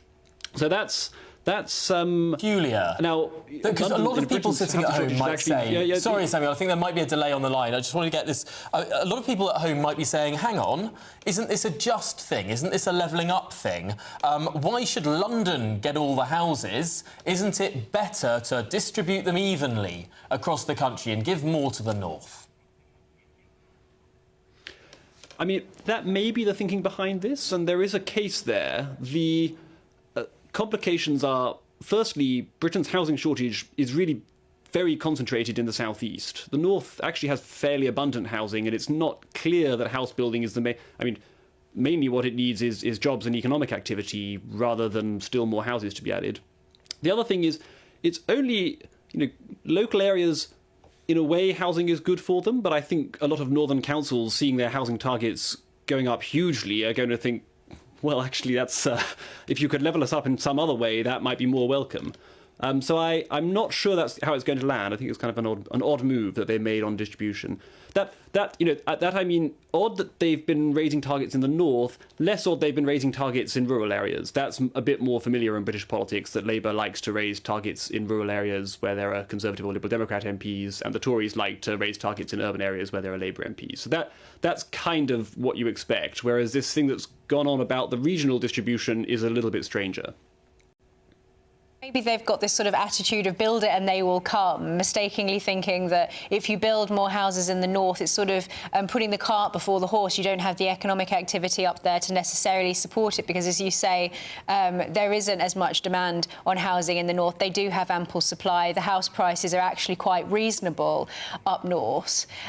Could we end up with a situation almost like you see in some communist countries where you have enormous ghost towns that have been created, but there is just simply no demand for them, and that this could end up being a blight on what is lovely rural areas up north and actually damaging the quality of life for those who are already living in those areas?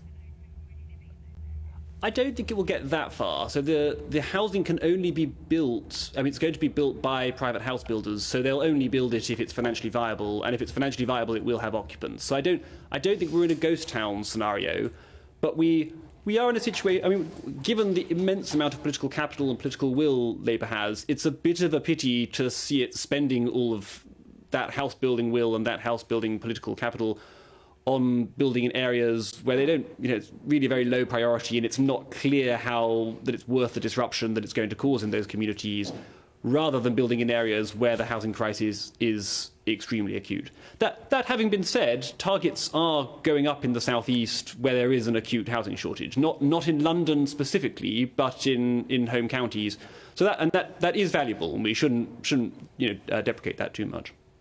And I suppose the new target for London is more mandatory than the old target for London. The old target was higher but less mandatory, and the new target is lower but more mandatory. So I suppose apples and oranges to a certain extent. Samuel Hughes, I'm afraid we're going to have to leave it there, but thank you so much for talking through what is perhaps a slightly more political announcement than many have sort of interpreted from the Labour Party. Perhaps a wee bit controversial. We'll see. Now, Hamas claims that its leader, Ismail Haniyeh, has been killed while staying in Iran, with the terrorist group saying that an Israeli airstrike is responsible. The killing's thrown the hope of a ceasefire into doubt and has raised concern of the conflict spiralling out into the wider region.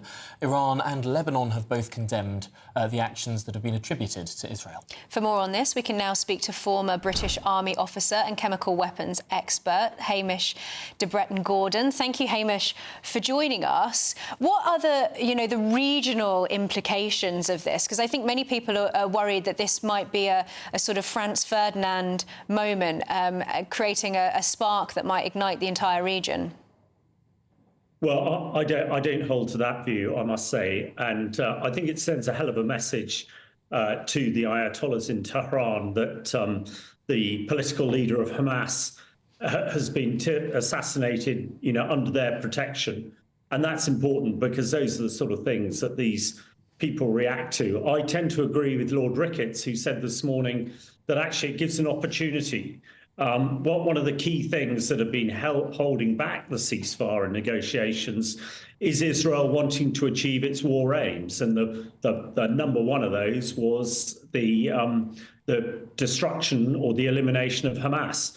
And by taking out their key leadership, there are some way to that. And Netanyahu and the leaders in Tel Aviv might believe that they're now in a position where they can actually have a ceasefire. As far as igniting the region, when Israel last attacked Isfahan a few months ago, that did not ignite the area. And I think as long as the United States and its allies, including the UK, stay strong and dissuade others from getting involved, the Russians would like to see this go up in flames. I think this hopefully gives an opportunity to actually de-escalate and stop the dreadful killings that we're seeing on a daily basis on both sides. Well, it was contained last time, but it got bloomin' close to something that could have been very nasty indeed.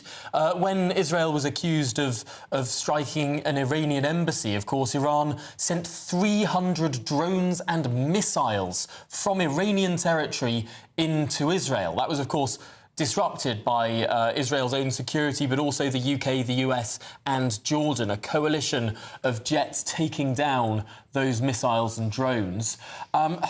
Goodness me, that if those missiles and drones hadn't been taken down, we would have been looking at something much more like a regional war. Yes, but the point is that they were, and that sent a really strong message. So Iran fires 320-odd drones at Israel, and 99% of them get taken down. Israel fires one missile at Tehran and actually at Isfahan, and that went through and hit one of their nuclear facilities. And for all the bragging and all the venom coming out of Tehran from the Ayatollahs and from their proxies, Hezbollah, who of course attacked a child's football match on the Golan Heights over the weekend, killing 12 children. For all that coming out of there, these people know that militarily they are no match at all. So I think it is a salutary lesson. Those are Ayatollahs and also the leaders of Hamas and Hezbollah, who a lot of them sitting in luxury in Qatar. You know, they're not on the front line, and it's a very strong message. They know that if they do try and escalate, they can't. I mean, the Iranians have already tried to do that. So I hopefully see this as a positive. If, you know, every death is a tragedy, but if the assassination of the leader of Hamas leads to a ceasefire and the stop of the killings in Gaza, then I very much will be delighted if that happens. And I do not believe that it will lead to escalation, nor do the Americans. Well, let's hope that that is the case. Hamish de Bretton-Gordon, always a pleasure to talk to you. Chemical weapons expert and Bit of a mouthful. British Army officer. Strategically effective, it would seem. Yes, well, coming up, we are getting finally to that national debt clock story. Apologies for the confusion earlier. We promise it's coming. It is coming. And goodness me, well, I mean, it was 2.5 trillion the last time we spoke about it. Perhaps it's gone up even more. We'll get to that after your headlines with Sophia.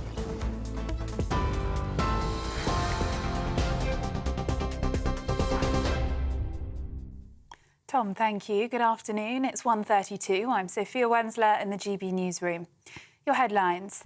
The people of Southport are cleaning up their streets after widespread damage caused by rioters who'd gathered outside a local mosque.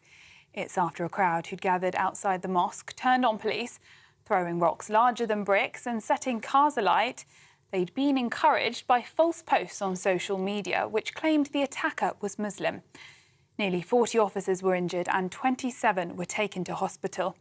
Sir Keir Starmer says those involved will feel the full force of the law. Former BBC presenter Hugh Edwards has pleaded guilty at Westminster Magistrates Court to 3 counts relating to images of children.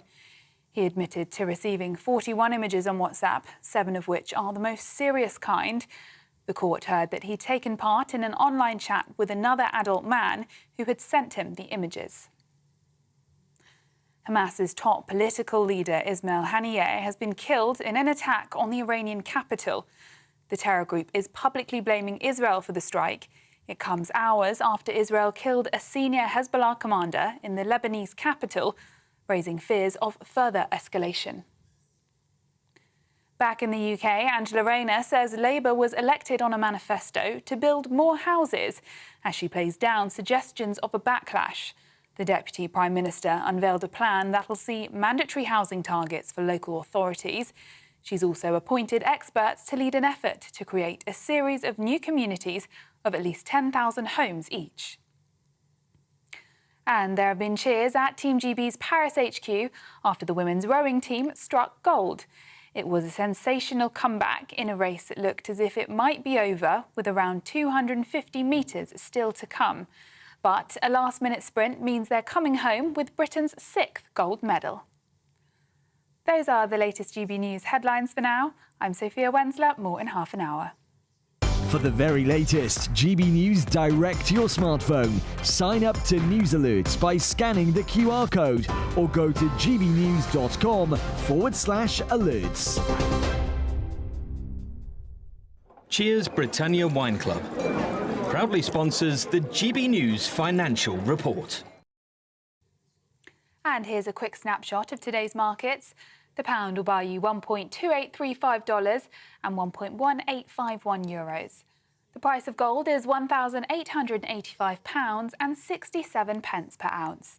And the FTSE 100's at 8,371 points. Cheers Britannia Wine Club proudly sponsors the GB News Financial Report. Hello, welcome to your latest GB News weather update brought to you from the Met Office. Dry and sunny and warm for most of us. It's feeling increasingly humid over the next few days. And that's going to increase the threat of thunderstorms for some areas. Low pressure's not too far away across the near continent. That's where that threat of thunderstorms is coming from. Further north, though, high pressure still dominating, so plenty of dry and warm weather. Quite a lot of sunshine as well. Still some hazier sunshine here and there across parts of northern England, some areas of Northern Ireland and the far north of Scotland still holding on to a bit of cloud and possibly some rain. But where we do see the long-lived sunshine across southern areas, temperatures will likely climb into the 30s once again this afternoon. But it's across the southeast where there's a risk of thunderstorms. There is some uncertainty in whether they will bring any impacts, but I think you will likely see some lightning offshore.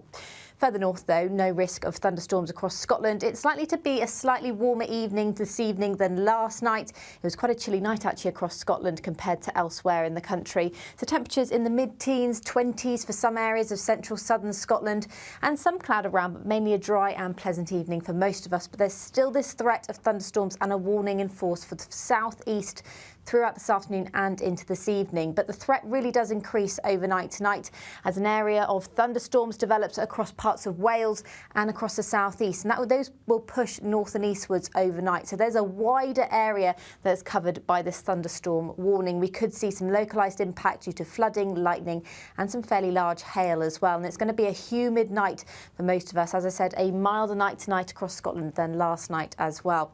So potentially a pretty wet start to the day across some eastern areas of England, some southeastern areas of Scotland potentially with that thunderstorm risk continuing, and behind it we see some more thunderstorms breaking out across much of England and Wales. But away from this risk, dry, sunny and again another very humid and warm day. The latest GB News travel.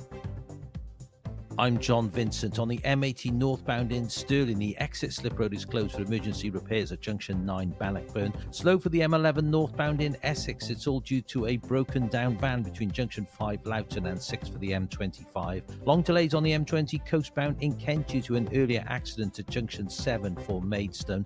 Surrounding routes also looking slow, although all lanes have reopened. We've got severe delays on the M25 Dartford Tunnel anti-clockwise due to an earlier accident at junction 1A for Dartford. Again, all lanes have now reopened. Queues for the M25 clockwise in Hertfordshire due to a broken down lorry just after junction 18 Chorleywood. And we're seeing queues in the roadworks on the M4 westbound in Carmarthenshire between junction 48 Hendy and 49 the Pont Abram roundabout. And that's the latest traffic and travel news. You can stay up to date throughout the day by visiting our website gbnews.com.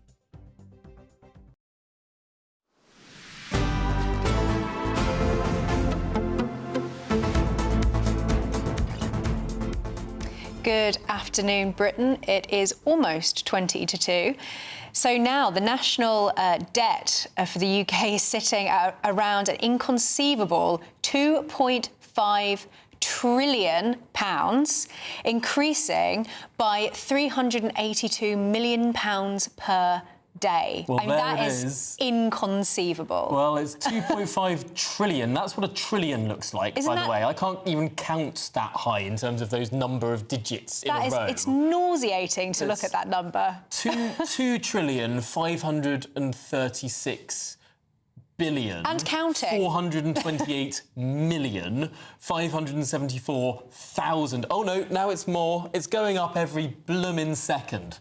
Well, it's almost impossible to comprehend, but to try and help us work it all out is the group who have launched this tool, this clock, this national debt clock, the Taxpayers Alliance. Here to help us break it all down is their head of campaigns, Elliot Keck. Elliot, I am transfixed looking at this number. I mean, the amounts are just impossible to get your head around. Well, exactly, and thank you for having me on. You really can't look away, and the reason why you can't look away is it goes up every single second. It's completely without respite. And one of the things that really jumps out to me is that little ticker at the bottom, which shows exactly what that national debt could pay for. It could pay for the NHS's budget 14 times over. So when we think about the consequences of politicians ignoring the public finances for not just years but decades, the result is that there's a huge range of things that we'd love to pay for, a huge range of taxes that we'd love to cut that we can't as a result of this national debt. Well, it is extraordinary, again, just looking at it tick up and up and up. These are real pounds and pennies. Well, it's not even pennies; it's just pounds, just pounds. But you've published some facts alongside this clock. So one of them, which is extraordinary, is the national debt is around 45 times the annual defence budget. Well, exactly. And, you know, the Labour government have just come in and they've all these things that they'd love to spend money on. Think of things like the two-child benefit cap, all of these different spending priorities. And ultimately, Rachel Reeves has made the decision, often correctly, that she cannot pay for them. And that's because the result of the national debt, something which actually is real pounds, is that we now spend over £100 billion a year in debt interest. For a long time, we thought that interest rates were never going to go up. And so we could just spend as much as we wanted. We could have one of the most generous public sector pension schemes in the world. We could have a state pension that went up under a triple lock. We could lock down the economy for 18 months and none of this would really matter because ultimately debt interest was manageable. That's no longer the case. Interest rates are heading up back to relatively historically normal levels and ultimately we are now paying for the consequences. Elliot, one of the other facts that you've highlighted is that this could fully fund the NHS for 14 years. How does this square with the decision by the Labour government to fork out more for public sector salaries and also potentially, as the Adam Smith Institute has pointed out, that their VAT raid on schools may actually end up costing the taxpayer more money? How are Labour squaring this? Well, I think ultimately they're doing what every government before them have done, which are ultimately to pretend that these figures don't actually exist, and ultimately they're going to find the money from somewhere. We know that Labour and the public sector are incredibly close. We know that Labour normally does prioritise the public sector, and so they are taking that massive democratic mandate that they have and using it to pay public sector workers more. But the reality is for taxpayers is that public sector workers get better pay, pensions and perks than those in the private sector. And it's, of course, private sector taxpayers that are going to end up paying for that. And it's all of us that will end up paying for the national debt. Now, Elliot, I was trying to get my head around these numbers, millions, billions, trillions. I found that if you count these in seconds, 1 million seconds is 12 days. 1 billion seconds, and this is quite hard to comprehend, right? So 12 I'm trying to stay with you, 12 Tom. days is 1 million seconds. 1 billion seconds is 31 years. And 1 trillion seconds is 31,688 years. So even though million, billion, trillion, they all sort of sound just like vast numbers, putting it like that, the difference between 1 million and 1 trillion is 12 days to over 31,000 years. I mean, these are unquantifiably large numbers, Elliot. Well, exactly. And that's the reason why underneath that headline figure, we have the amount that is going up per second, per hour and per day. The per second rate, £4,000, something that I think most people can comprehend. £4,000 is quite a lot of money for most people, but for most people, £4,000 is something that they will spend regularly over certain periods of time. But to think that the national debt is going up by £4,000 per second, I mean, that really is quite extraordinary, and it ends up with these numbers that, I mean, frankly, if I tried to read out that number, you'd get to the top of the hour and I'd barely even be finished. Goodness me. Well, Elliot Keck, thank you so much for talking us through your new campaign, your new national debt clock. Just lastly, where can people find it online? So it's at taxpayersalliance.com/debt-clock or debts-clock.org. Brilliant stuff. Elliot, thank you so much for joining us. Blimey, that is unsustainable. Crazy. Well, now coming up, we're talking farming as the community accuses the Labour government of ignoring the industry.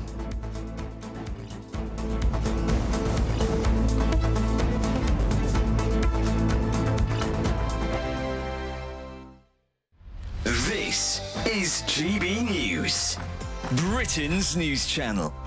I'm joined now by Stefan Kyriasis to give us the latest on everything theatre. So, yeah, we're going in first with Starlight Express, which is back. It's not in the West End. It's out at Wembley at the Troubadour Theatre, which is a big, almost kind of warehouse space, which suits because, as you know, have you seen the show? Starlight Express was my first ever musical. I must have been about 7 or 8 years old. I only saw it once, but I remember it being magical. Well, this one, it's 1984 it started, and it's still running in Bochum in Germany in a huge arena.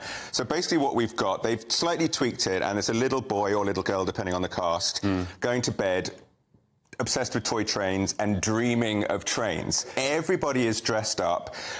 To me, it looks like a cross between Tron and Priscilla, Queen of the Desert. I don't really think any of them look remotely like a train, but hey, the songs are Andrew Lloyd Webber. It's pop mixed with kind of cod 1950s rock and roll, some power ballads. The lyrics are politely like something out of an old speak and spell machine or something, you know.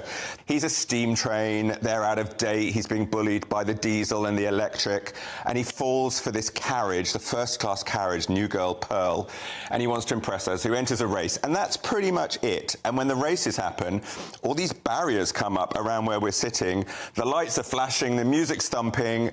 It's utterly ridiculous, and I felt like a kind of teenager that was huffing sherbet dib-dabs off a giant block of sugar. It's so much fun, and the really crucial thing about it all is that somehow in the middle of all of that, I just felt myself getting into the story. And when Pearl and Rusty have their little duet, I was very moved, and there's this big starlight sequence, which is the inspiration, the magical starlight that he's seeking. It's beautiful. GB News, the People's Channel. Welcome to State of the Nation, daily plunge into the stories shaping our country. I'm Jacob Rees-Mogg, and Monday to Thursday we bring you the insights, the facts, the truth about how our country is being governed. Because what happens in Downing Street matters down your street. Tune in to State of the Nation every Monday to Thursday, 8 to 9 o'clock. Only on GB News, the People's Channel, Britain's news channel. Tune in to Friday Night Live with me, Mark Dolan. GB News royalty with your perfect start to the weekend. Lucky us! Feisty and fearless guests. Well, I'm a normal person, so ask me. Honest opinions that raises more questions than a Gary Barlow tax return. And a few surprises along the way. Might be cold in this studio. That is Friday Night Live with me, Mark Dolan. 8 to 9 only on GB News, the People's Channel, Britain's news channel.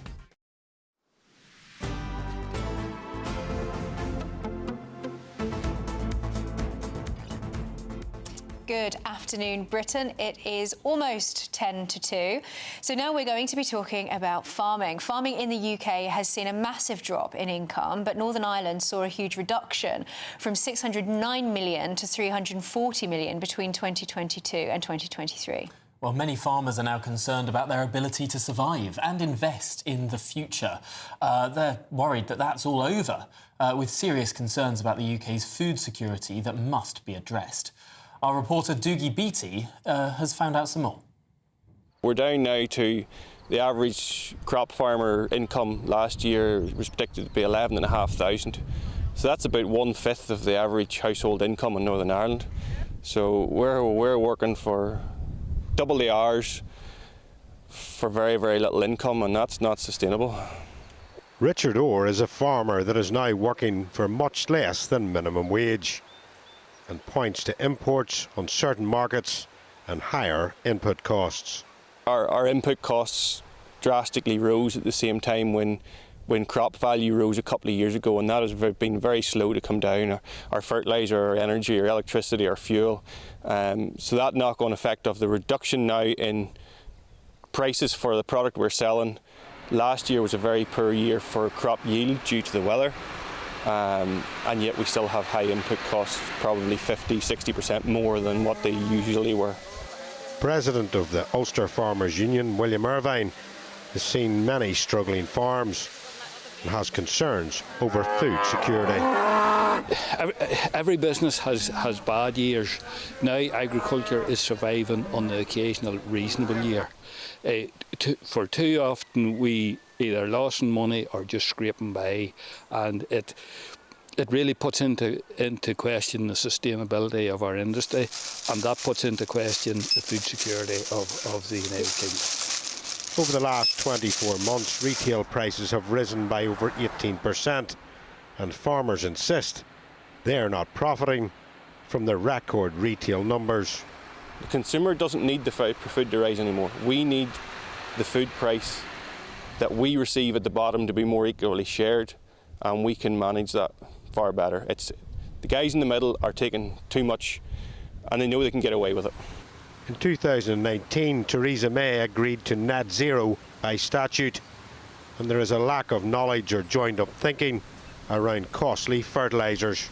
I suppose for us as a crop farmer, one of the frustrating things around the Agriculture Minister's desire to cut methane, cut emissions, put restrictions on the use of slurries and organic manures. To me, they're a valuable fertiliser that we can drastically use in the arable industry, in the crop industry. We can take it from a livestock farmer. We can be part of the solution. Within the 340 million income on farms, 298 is from government subsidies. Is it now time we looked at the possibility of open markets with a level playing fields on regulations? That's a question for society. If, as businesses, we have to be viable. We need money in our pockets to buy the seed to plant for next year. We need to be able to grow our crops to feed our cattle next winter. So we either need sustained, viable support from society, or we need more income from the marketplace. So, but either way, we cannot continue to function at a loss. Dougie BD, GB News, Northern Ireland. Dougie joins us now in the studio. Dougie, in other places throughout Europe, we've seen movements of people really getting behind their farmers. Why is it that in the UK there seems to be more of a sort of lack of awareness around these issues facing farmers? And why should people, and we've just heard much of the detail there, but why should people get behind our farmers and really fight for them to have a sustainable living? Well, it's a good question because there's three possible answers for that. Sustainable, not in the eco sense, yeah, so to clarify. First of all, it's food security. I mean, we've seen this with what's going on in the Middle East, supply lines, etc., being harried as they try to come through certain canals. That hits our food system. It makes food more expensive. And we need to have our own food security. I mean, back in 1980, we were about 80% self-sufficient. That's now dropped to less than 50%. Some would argue that it's over 50%, but when you look at it in real terms... Could we support a population of the current size compared to back in the 1980s? Obviously, we had less people. Would we be able to farm? Well, again, you're asking the very question. Our population has now grown by roughly about 20%, and we're back 30%. So, you know, if you arrived down from an alien from space and said, you know, is this logical to do this? Well, it wouldn't be. And when you look at things like obesity, you look at diabetes, heart disease, all very much on the high point now because we're eating so much high processed food. And right across Europe, we are held inside European regulations that tie the farmers' hands. They cost them a lot of money. And some of them, there is no linked up, joined up thinking between cause and effect. And that is costing a lot of money, and a lot of farms are going out of business because they cannot compete with cheaper imports that are coming from outside the EU. So why are we inside the EU having to conform to all these regulations, and yet with all, I mean, if I was in New Zealand, I wouldn't have to have a milking parlour in the same way that we do. I wouldn't have to have the So they can produce food so much more cheaply. Doogie, we're going to have to leave it there, but thank you so much for talking through such an important issue. Next hour, we're back on the ground in Southport.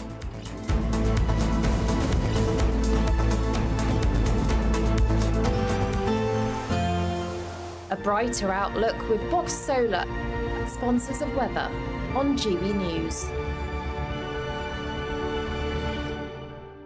Hello, welcome to your latest GB News weather update brought to you from the Met Office. Dry and sunny and warm for most of us. It's feeling increasingly humid over the next few days. And that's going to increase the threat of thunderstorms for some areas. Low pressure's not too far away across the near continent. That's where that threat of thunderstorms is coming from. Further north, though, high pressure still dominating, so plenty of dry and warm weather. Quite a lot of sunshine as well. Still some hazier sunshine here and there across parts of northern England, some areas of Northern Ireland and the far north of Scotland still holding on to a bit of cloud and possibly some rain. But where we do see the long-lived sunshine across southern areas, temperatures will likely climb into the 30s once again this afternoon. But it's across the southeast where there's a risk of thunderstorms. There is some uncertainty in whether they will bring any impacts, but I think you will likely see some lightning offshore. Further north, though, no risk of thunderstorms across Scotland. It's likely to be a slightly warmer evening this evening than last night. It was quite a chilly night, actually, across Scotland compared to elsewhere in the country. So temperatures in the mid-teens, 20s for some areas of central southern Scotland, and some cloud around, but mainly a dry and pleasant evening for most of us. But there's still this threat of thunderstorms and a warning in force for the southeast throughout this afternoon and into this evening. But the threat really does increase overnight tonight as an area of thunderstorms develops across parts of Wales and across the southeast, and those will push north and eastwards overnight. So there's a wider area that's covered by this thunderstorm warning. We could see some localised impact due to flooding, lightning and some fairly large hail as well. And it's going to be a humid night for most of us. As I said, a milder night tonight across Scotland than last night as well. So potentially a pretty wet start to the day across some eastern areas of England, some southeastern areas of Scotland potentially with that thunderstorm risk continuing. And behind it, we see some more thunderstorms breaking out across much of England and Wales. But away from this risk, dry, sunny and again another very humid and warm day.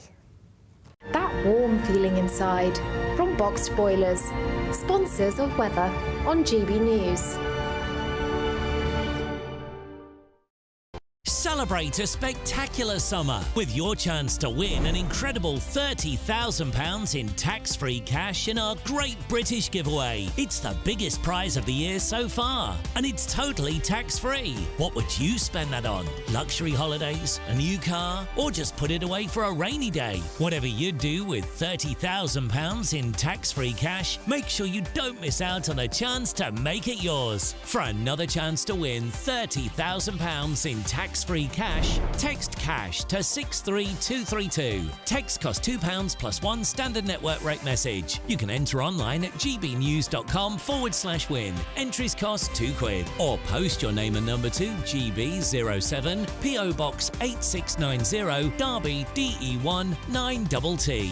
UK only. Entrance must be 18 or over. Lines close at 5 p.m. on the 30th of August. Please check the closing time if listening or watching on demand. Good luck. Good afternoon, Britain. Your lunchtime update on the stories that matter across the UK. From breaking news and insightful analysis, inspiring stories and lively debates. You're comparing yourself to a former Prime Minister. Which is it? Stay informed, stay updated, stay entertained. I just don't know how anyone would not want to be there. Every weekday from midday. We are Good Afternoon Britain, only on GB News. Britain's news channel. Are the newspapers getting you down? My wife didn't divorce me that month. Struggling to separate the wheat from the chaff? I know that it's a bit of a circus at the best of times. Well, don't worry. Headliners has got you covered. We'll take the burden of reading the day's news, and if we get depressed, who cares? It's an occupational hazard, frankly. That's Headliners on GB News from 11 p.m. till midnight, and the following morning, 5 till 6 a.m. on GB News, the comedy channel. Nah, just kidding. Britain's news channel. I'm Patrick Christie's. Every weeknight from 9, I bring you 2 hours of unmissable, explosive debate and headline-grabbing interviews. What impact has that had? We got death threats and the bomb threat and so on. As time passes, she could have said stump. You made my argument for me. My guests and I tackle the issues that really matter with a sharp take on every story. Went everywhere. Something practical could be done. Or I can become something different. Patrick Christie's tonight from 9 p.m. only on GB News, Britain's news channel. Join me, Camilla Tominey, for a frank and honest discussion with those in power that cuts through the spin and gets to the heart of the issues shaping our nation. You haven't confirmed that you want to stand as leader, but you haven't ruled it out either. This report basically says that he's not fit to stand trial. Is he indecisive? Incompetent? I deliver the dose of reality Westminster needs. That's the Camilla Tominey Show at 9:30 every Sunday on GB News, the People's Channel, Britain's news channel.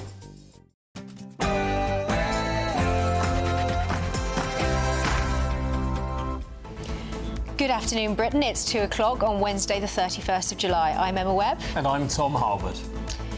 Southport riot. Unrest burst onto the streets of Merseyside last night after a peaceful vigil for 3 girls who lost their lives and 7 others in critical condition following Monday's horrific stabbing attack. We're live on the scene. And more unrest at the other end of the country. The streets of Southend played host to a daylight machete fight. The seafront was cordoned off as the brutal brawl forced onlookers to flee. We'll be joined by a former local MP. Guilty. That's the plea of former BBC presenter Hugh Edwards, who has today admitted to making indecent images of children. We'll have the latest developments. And in slightly better news, a wonderful Wednesday for Team GB as they add 2 Olympic gold medals to their tally. We'll have the very latest from Paris as Britain's Kieran Riley could also bring home a 3rd medal in the BMX freestyle.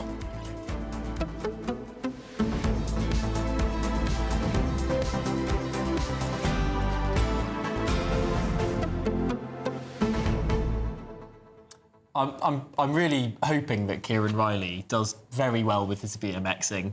I just don't understand why BMX freestyle is an Olympic sport. There are lots of... there are sports that I've discovered I didn't even know existed until I've seen them in the Olympic Games. Yeah, some of them seem more sporty and some of them seem just like, we've rolled a tombola and picked something vaguely active, we're taking it out and we're going to throw this in the Olympics. Who cares? It's raining gold medals, so whatever. Well, we've overtaken just about every other country apart from... It's only China...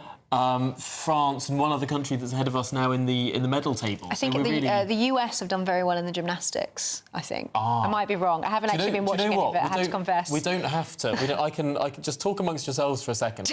I'll get this medal table. Let's talk amongst ourselves. Here we go. We're 4th. We're behind China, Japan, and France. So we're ahead of Australia, South Korea, the United States, Canada, Germany, and Italy. That's with 6 gold medals. So we're going to keep a tally on those. Well, we can actually talk amongst ourselves while Tom does his Google eggs. If you send in your views or post your comments by visiting gbnews.com/your say. But first, it's your headlines with Sophia Wensler.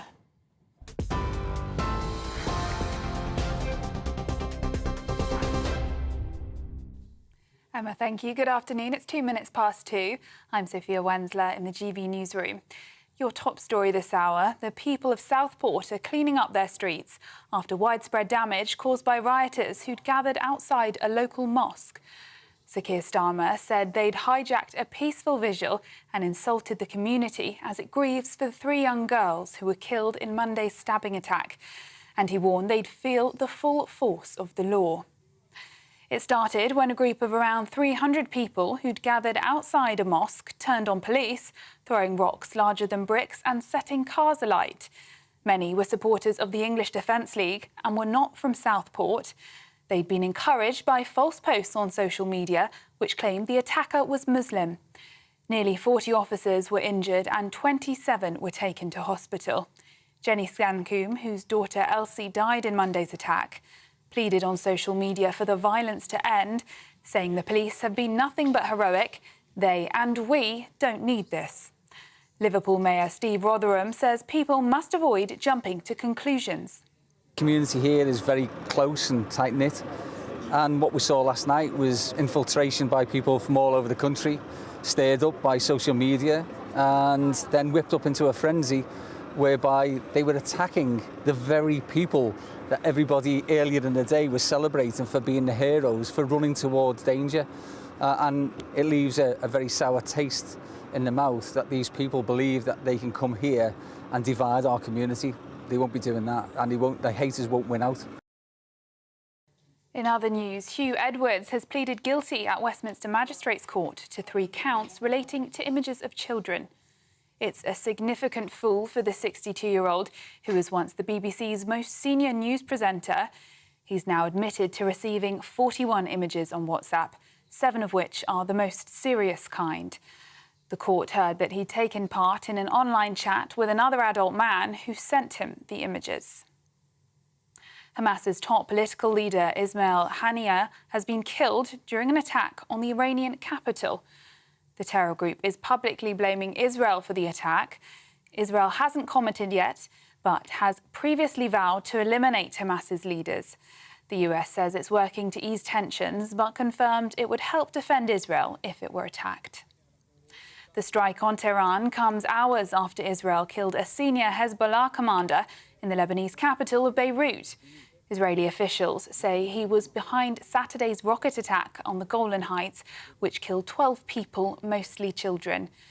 The strikes have immediately raised fears of further escalation, with Qatar warning it undermines the chances of peace and the region risks slipping into chaos.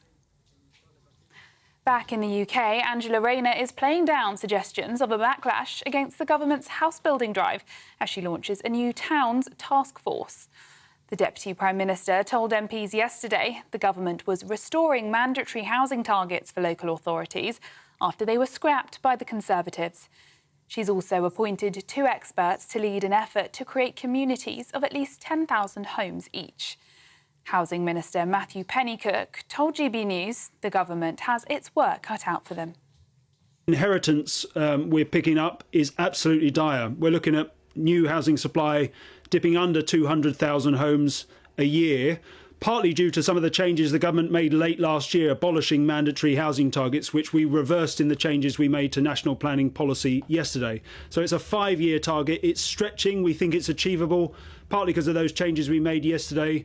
But with this new towns task force bringing forward appropriate locations for large-scale new communities across the country, over and above that target that we've announced on local authorities across England to bring forward 370,000. And there have been cheers at Team GB's Paris HQ after the women's rowing team struck gold. It was a sensational comeback for the rowers in a race that looked as if it might be over with around 250 metres still to come. But a last-minute sprint means they're coming home with Britain's 6th gold medal. Those are the latest GB News headlines for now. I'm Sophia Wensler, more in half an hour.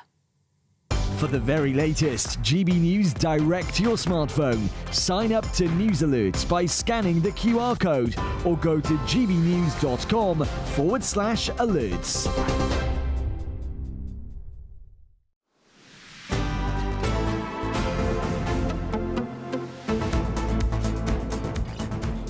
Good afternoon, Britain. It's 7 minutes past 2. Now, the former BBC presenter Hugh Edwards has pleaded guilty to making indecent images of children. The 62-year-old arrived at Westminster Magistrates Court this morning for his first court appearance since being charged on the 26th of June. Well, our Home and Security editor, Mark White, has been at the court throughout the day and joins us now in the studio. Mark. Well, this has been a spectacular fall from grace. A man who is known right across the country for fronting these big state occasions, as well as being the BBC's most senior news presenter until recently, when he resigned from the corporation, standing in the dock and admitting count after count of possessing, making indecent images of children. 41 images in total that he's said to have accessed and downloaded, the youngest child being just 7 years old.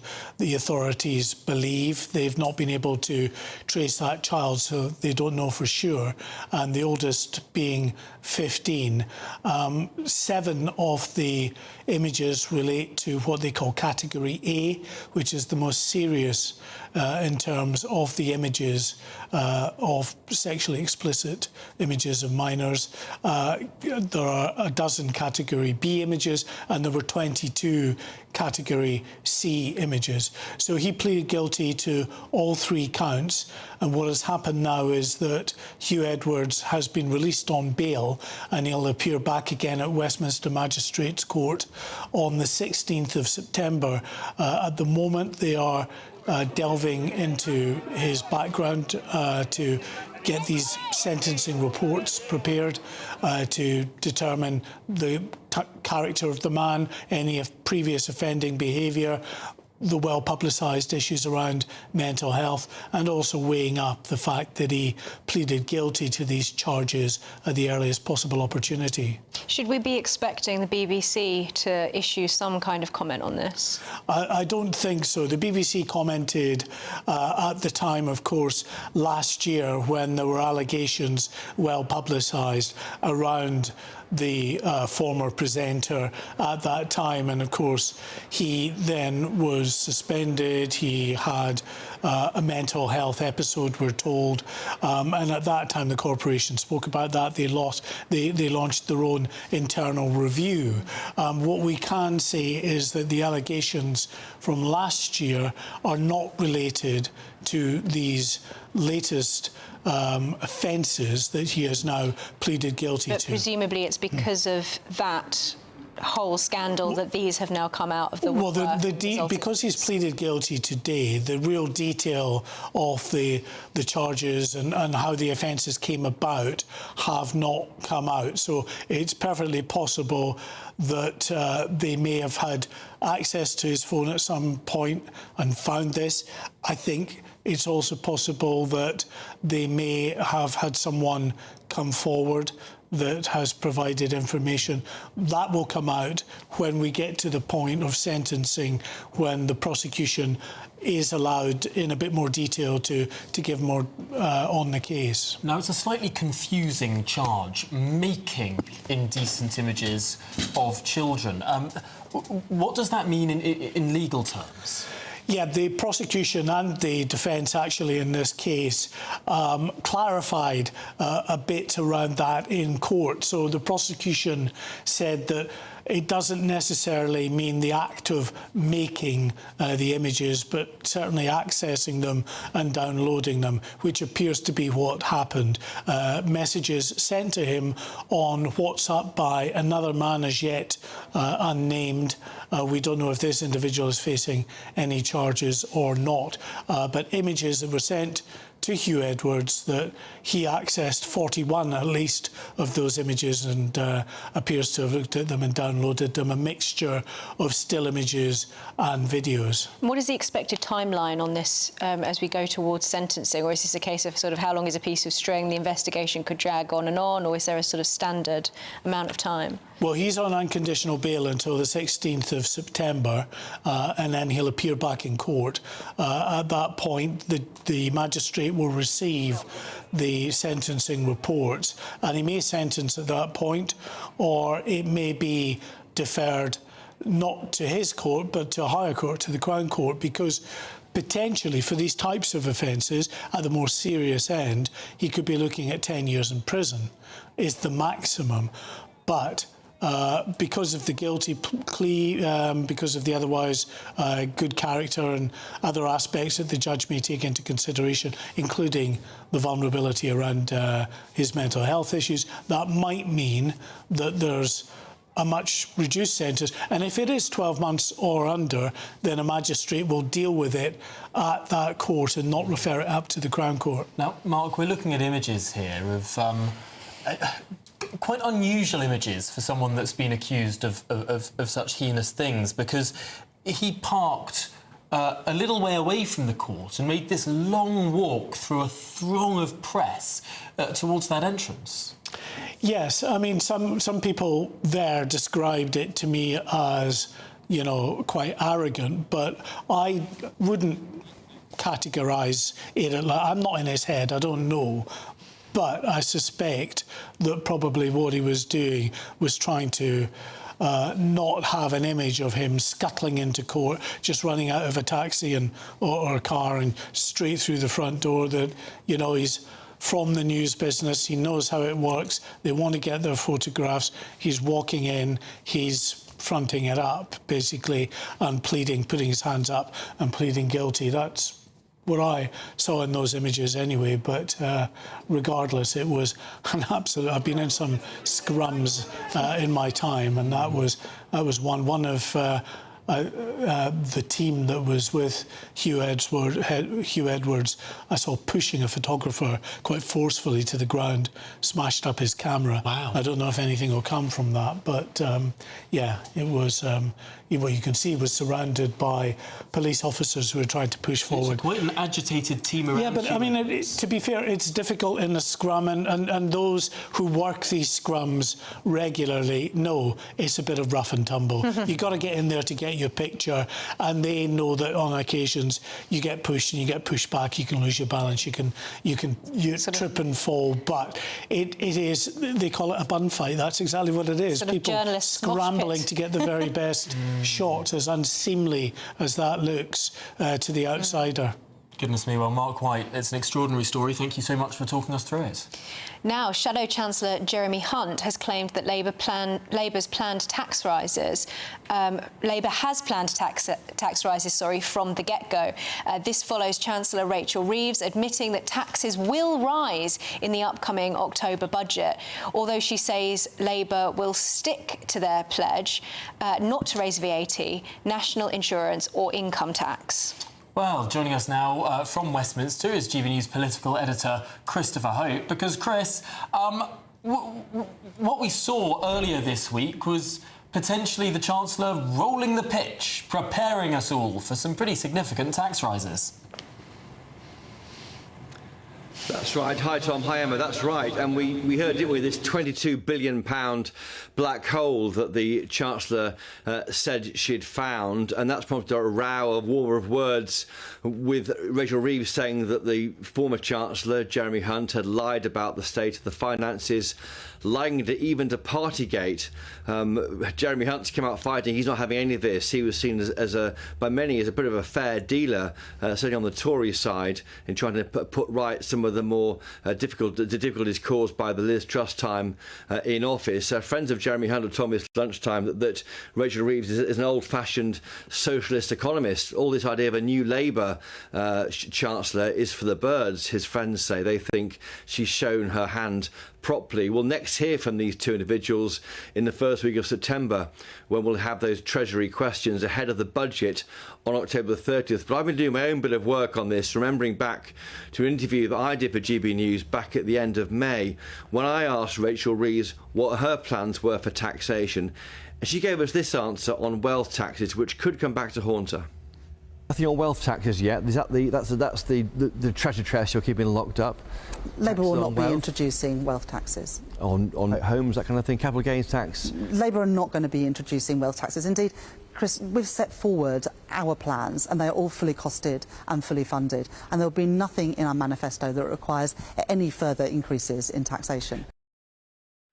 There you have it, Rachel Reeves telling me in Rolls-Royce in Derby on around May the 28th that Labour will not be reintroducing wealth taxes, but that's exactly what many people think she'll do. And in fact, she refused to rule us out on a podcast last night with LBC. She said, I think we will have to increase taxes in the budget. She won't increase taxes on the top lines, income tax, VAT, national insurance, but other areas, wealth taxes, inheritance tax, maybe, almost certainly capital gains tax, many people believe, and also pensions tax relief. Those areas are wealth taxes, and that's what it seems, from what she said to us back in May, she said she wouldn't do.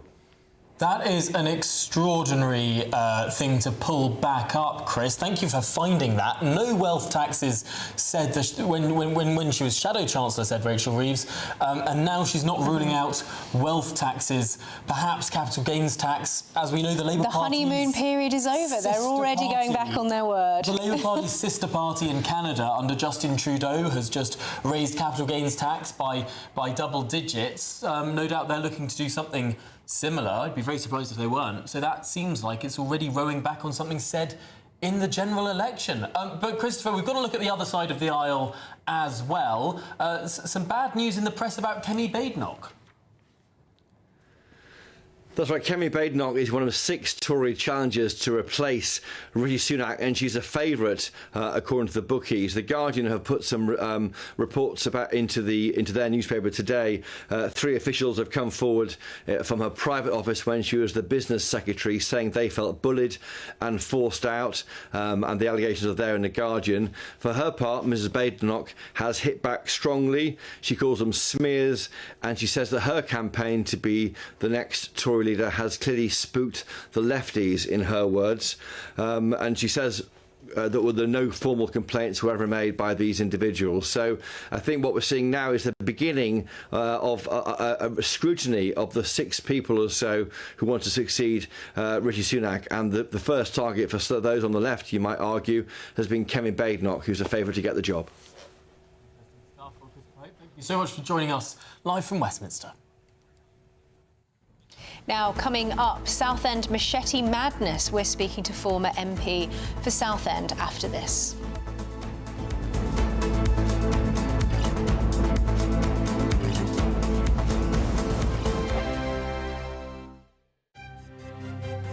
GB News Breakfast. Every day from 6 a.m. Prince Harry also revealed that he wouldn't bring his wife Meghan Markle back to the UK over safety concerns. Let's talk to royal correspondent Michael Cole. Good morning, Stephen. Good morning, Ellie.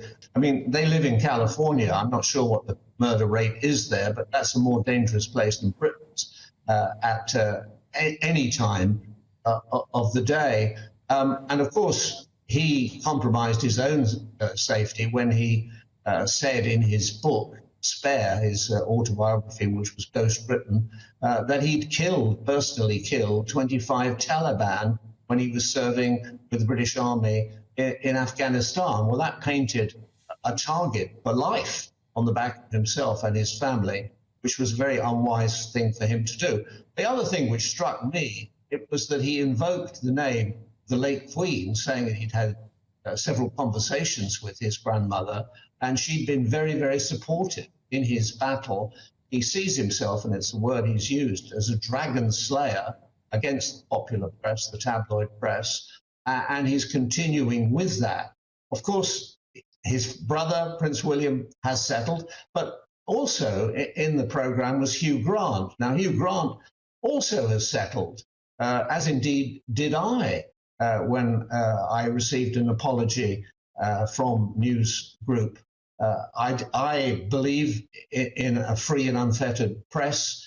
Newspapers are having a bad time at the moment, losing circulation, losing advertising. Young people don't read newspapers.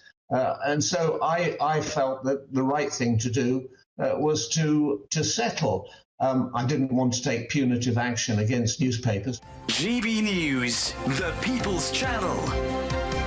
If you want your news to be straight talking... This is a nightmare for the Conservatives again. Down to earth. It's not just Nottingham where this is happening, is it? And most importantly, honest. Hard-working, middle-class taxpayers, they'll get their book thrown at them. Then catch me, Martin Daubney, Monday to Friday, 3 till 6 p.m. on GB News, Britain's news channel.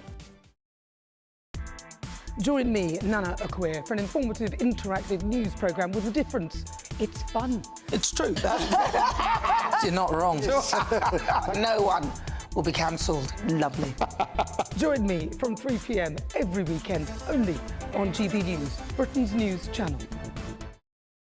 Join me, Neil Oliver, every Sunday night at 6 p.m. on GB News. And if an hour is not nearly enough for you, go to gbnews.com for special extended episodes online every Friday at 9 p.m, where we can truly get into the nitty-gritty of what's going on. GB News, Britain's news channel.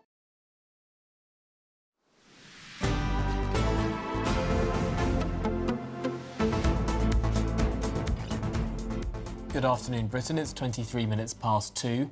Now, chaos erupted in Southend-on-Sea yesterday evening, with a vicious machete fight forcing police to issue an urgent dispersal order in the area.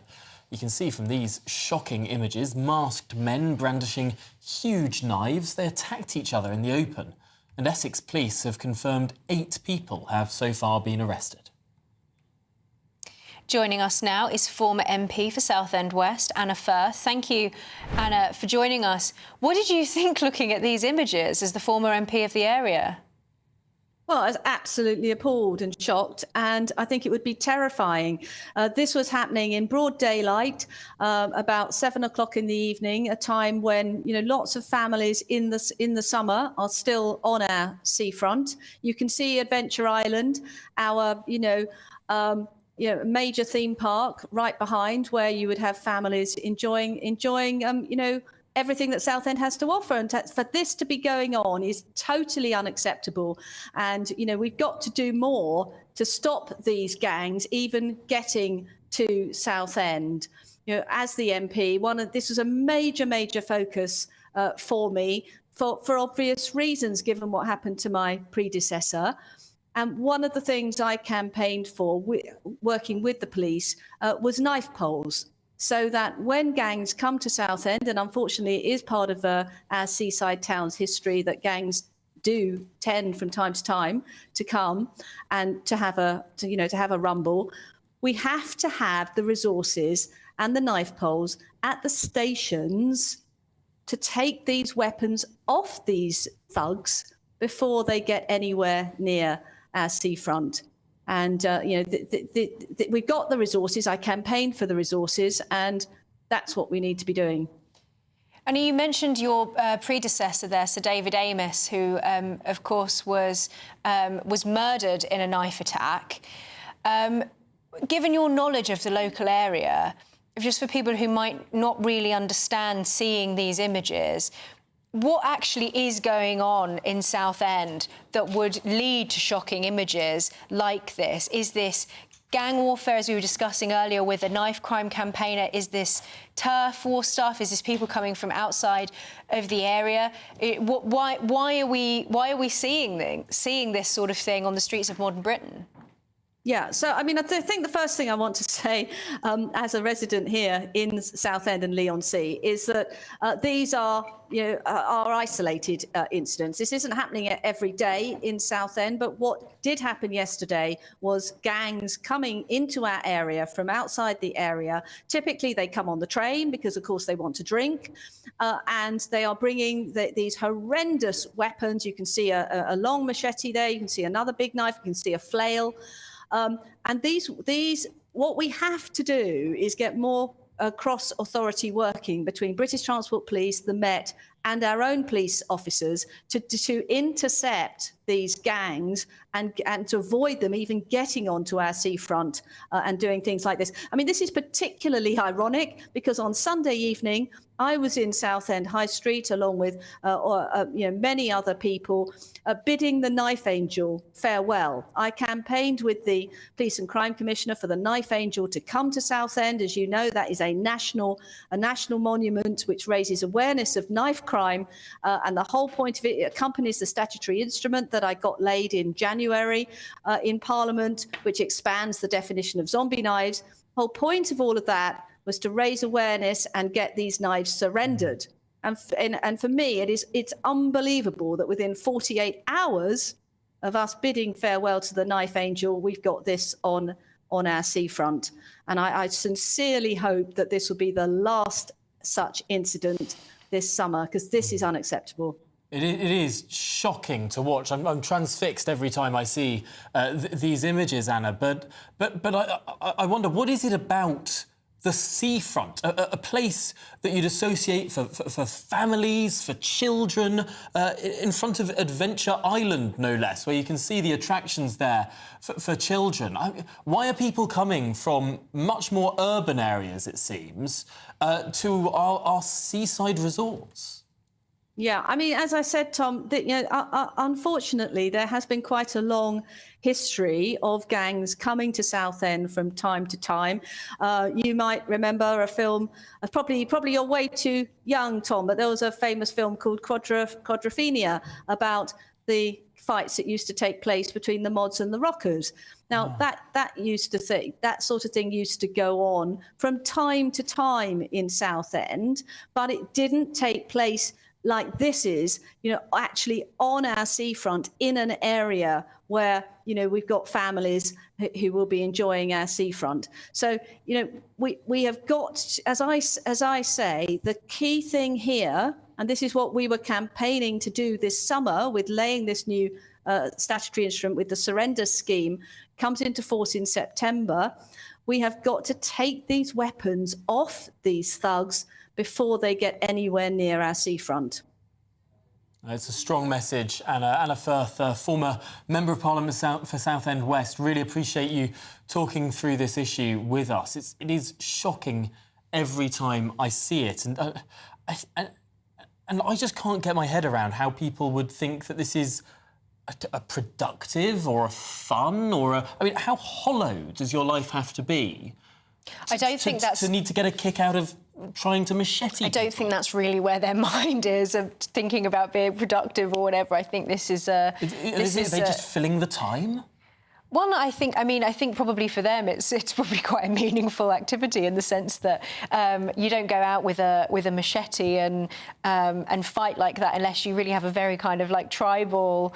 We're talking about gang warfare, but a kind of tribal mindset, I guess. I don't know, but I think there's a reason why it's beyond the comprehension of most people. That's because most people don't go out into the streets of our seaside towns wielding machetes in the middle of a beautiful summer's day. But, I think, like we've been saying, everybody's sort of transfixed by looking. We keep seeing these sorts of videos going viral. We mentioned earlier the guy who's on the back of the bus somewhere else holding a machete. Yeah. I think people are so shocked by these images, partly because it is beyond the comprehension of most citizens of this country. But there is obviously a subset of people for whom this has become an acceptable behaviour in their minds, and they don't think that there's going to be any repercussions because perhaps there isn't in their experience. Well, we've been speaking about this all week, the lack of prison places, people going in for short sentences, and actually there not being enough proper crime, justice, law, order in this country. Perhaps there needs to be a lot more examples made of these people.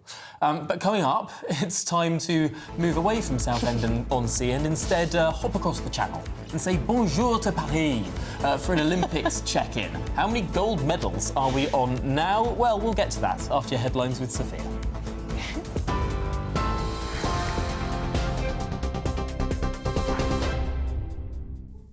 Tom, thank you. It's 2:31. I'm Sophia Wensler in the GB newsroom. Your headlines. The people of Southport are cleaning up their streets after widespread damage caused by rioters who'd gathered outside a local mosque. It's after the crowd turned on police, throwing rocks larger than bricks and setting cars alight. They'd been encouraged by false posts on social media which claimed the attacker was Muslim. Nearly 40 officers were injured and 27 were taken to hospital. Sir Keir Starmer says those involved will feel the full force of the law. Former BBC presenter Hugh Edwards has pleaded guilty at Westminster Magistrates Court to 3 counts relating to images of children. He admitted to receiving 41 images on WhatsApp, 7 of which are the most serious kind. The court heard that he'd taken part in an online chat with another adult man who sent him the images. Hamas's top political leader, Ismail Haniyeh, has been killed in an attack on the Iranian capital. The terror group is publicly blaming Israel for the strike. It comes hours after Israel killed a senior Hezbollah commander in the Lebanese capital, raising fears of further escalation. Back in the UK, Angela Rayner says Labour was elected on a manifesto to build more houses as she plays down suggestions of a backlash. The Deputy Prime Minister unveiled a plan that'll see mandatory housing targets for local authorities. She's also appointed experts to lead an effort to create a series of new communities of at least 10,000 homes each. And there have been cheers at Team GB's Paris HQ after the women's rowing team struck gold. It was a sensational comeback in a race that looked as if it might be over, with around 250 metres still to come. But a last-minute sprint means they're coming home with Britain's 6th gold medal. Those are the latest GB News headlines for now. I'm Sophia Wensler, more in half an hour. For the very latest GB News direct to your smartphone, sign up to News Alerts by scanning the QR code or go to gbnews.com/alerts. Cheers Britannia Wine Club proudly sponsors the GB News Financial Report. And here's a quick snapshot of today's markets. The pound will buy you $1.2851 and €1.1850. The price of gold is £1,883 and 13 pence per ounce. And the FTSE 100's at 8,371 points. Cheers Britannia Wine Club proudly sponsors the GB News Financial Report. Hello, welcome to your latest GB News weather update brought to you from the Met Office. Dry and sunny and warm for most of us. It's feeling increasingly humid over the next few days. That's going to increase the threat of thunderstorms for some areas. Low pressure's not too far away across the near continent. That's where that threat of thunderstorms is coming from. Further north, though, high pressure still dominating, so plenty of dry and warm weather. Quite a lot of sunshine as well. Still some hazier sunshine here and there across parts of northern England, some areas of Northern Ireland and the far north of Scotland still holding on to a bit of cloud and possibly some rain. But where we do see the long-lived sunshine across southern areas, temperatures will likely climb into the 30s once again this afternoon. But it's across the southeast where there's a risk of thunderstorms. There is some uncertainty in whether they will bring any impacts, but I think you will likely see some lightning offshore. Further north, though, no risk of thunderstorms across Scotland. It's likely to be a slightly warmer evening this evening than last night. It was quite a chilly night, actually, across Scotland compared to elsewhere in the country. So temperatures in the mid-teens, 20s for some areas of central southern Scotland, and some cloud around, but mainly a dry and pleasant evening for most of us. But there's still this threat of thunderstorms and a warning in force for the southeast throughout this afternoon and into this evening. But the threat really does increase overnight tonight as an area of thunderstorms develops across parts of Wales and across the southeast. And those will push north and eastwards overnight. So there's a wider area that's covered by this thunderstorm warning. We could see some localised impact due to flooding, lightning and some fairly large hail as well. And it's going to be a humid night for most of us. As I said, a milder night tonight across Scotland than last night as well. So potentially a pretty wet start to the day across some eastern areas of England, some southeastern areas of Scotland potentially with that thunderstorm risk continuing, and behind it we see some more thunderstorms breaking out across much of England and Wales. But away from this risk, dry, sunny and again another very humid and warm day. The latest GB News travel.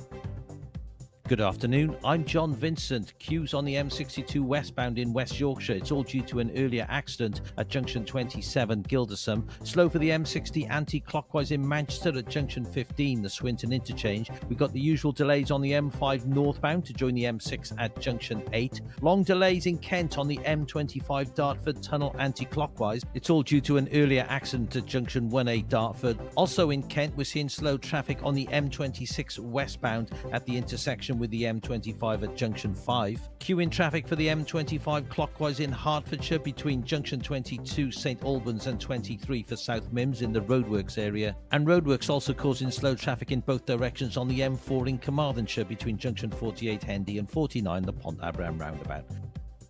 You can stay up to date throughout the day by visiting our website gbnews.com.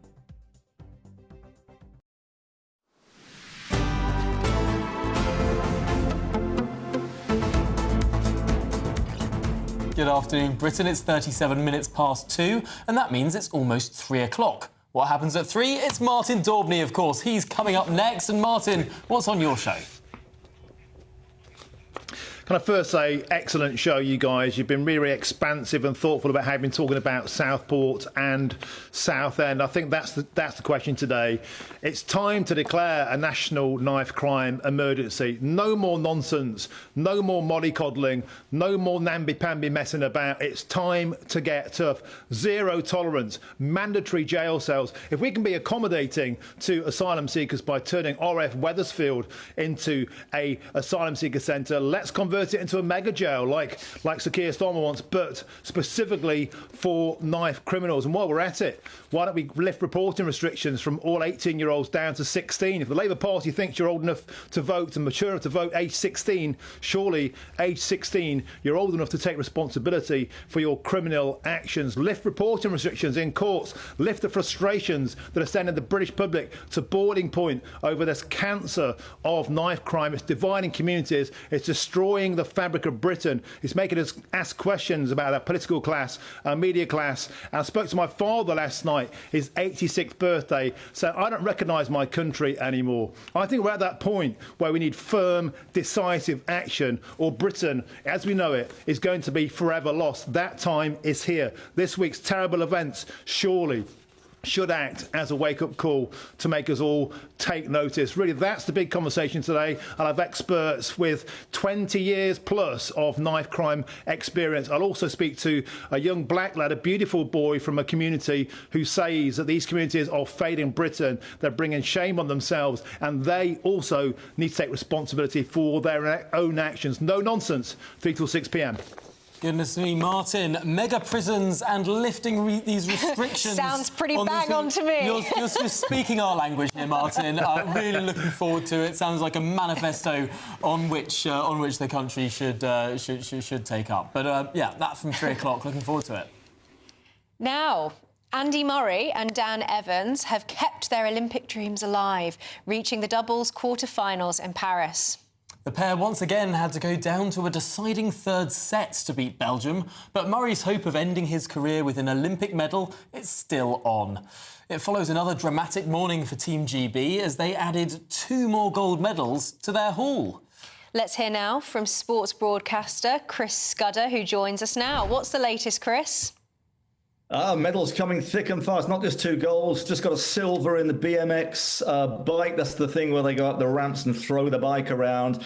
Kieran Riley from Gateshead, who was one of the favourites, almost delivered the gold, not quite, but another silver medal. It was also 2 bronzes, so it's been a fantastic day. I think Britain's best of the games so far. And you know what? They're really leaping now, climbing up the medals table. They're up to 4th place, just behind the hosts France, and they've got 17 medals in all. That is more than China have got. Let that sink in for a minute. 17 medals so far. A lot of gold still to come, a lot of medals. Money well spent, I think, from the lottery funding. It's been a great game for Britain so far. They're ahead of where they've been in all the recent games on day 5. 17 medals so far, 6 goals. That's fantastic.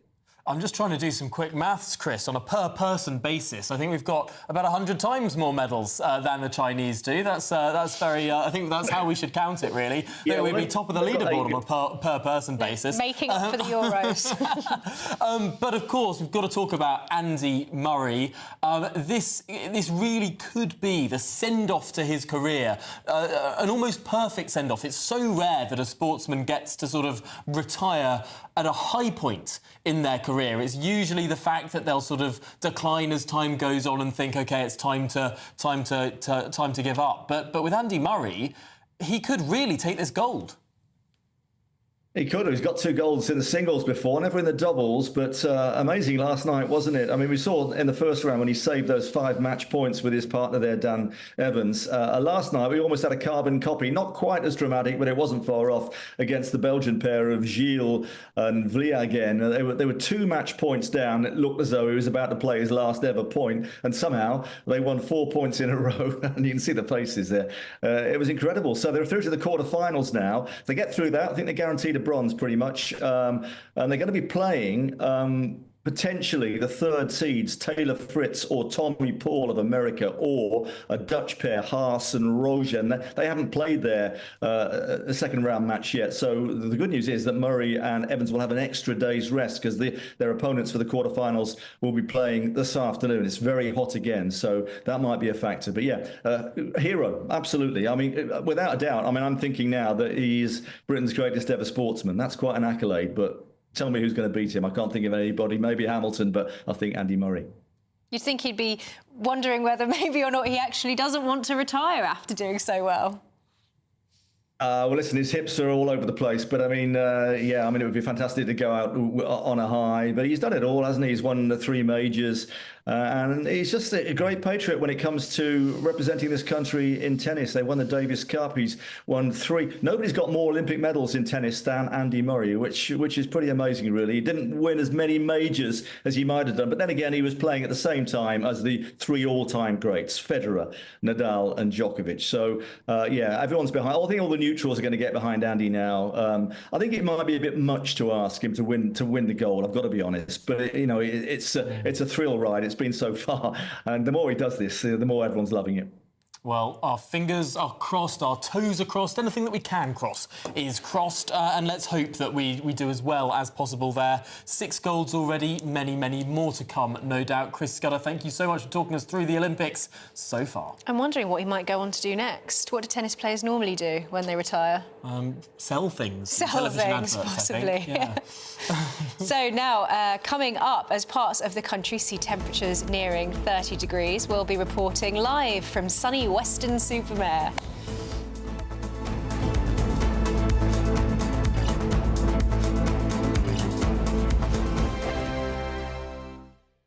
Sir Jacob Rees-Mogg's State of the Nation, Monday to Thursday from 8 p.m.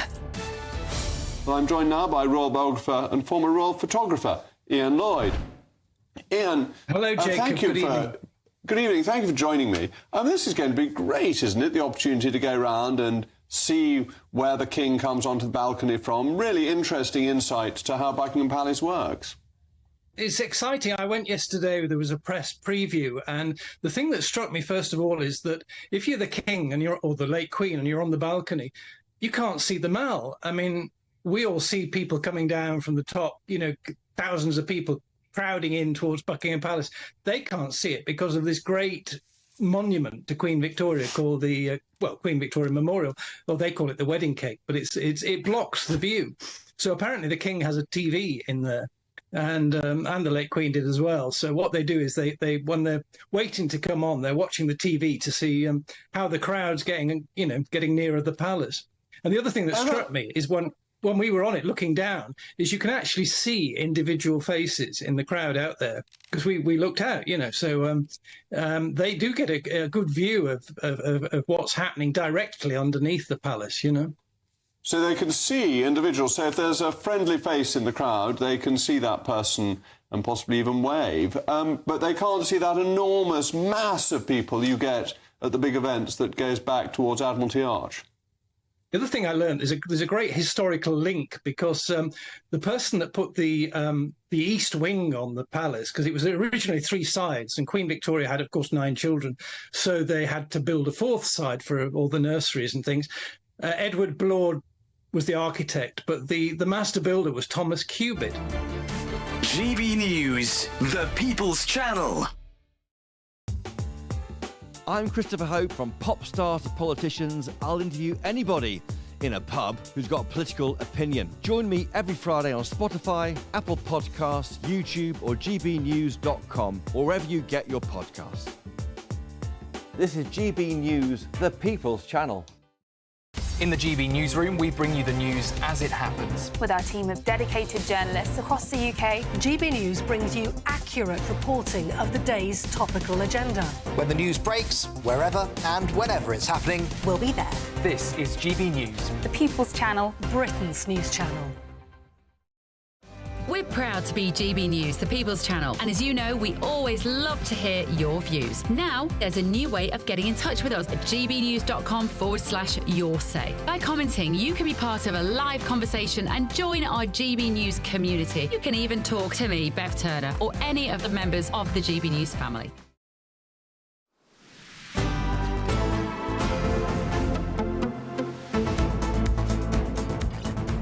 Good afternoon, Britain. It's 47 minutes past 2. Now, farming in the United Kingdom has seen a massive drop in income, but Northern Ireland saw a huge reduction from 609 million quid to 340 million between 2022 and 2023. Many farmers are now concerned that their ability to survive and invest in the future is over, and serious concerns about the UK's food security must be addressed. Our reporter Dougie Beattie finds out more. We're down now to the average crop farmer income last year was predicted to be 11,500. So that's about 1/5 of the average household income in Northern Ireland. So we're working for double the hours for very, very little income, and that's not sustainable. Richard Orr is a farmer that is now working for much less than minimum wage and points to imports on certain markets and higher input costs. Our input costs drastically rose at the same time when crop value rose a couple of years ago, and that has been very slow to come down. Our fertiliser, our energy, our electricity, our fuel. So that knock-on effect of the reduction now in prices for the product we're selling.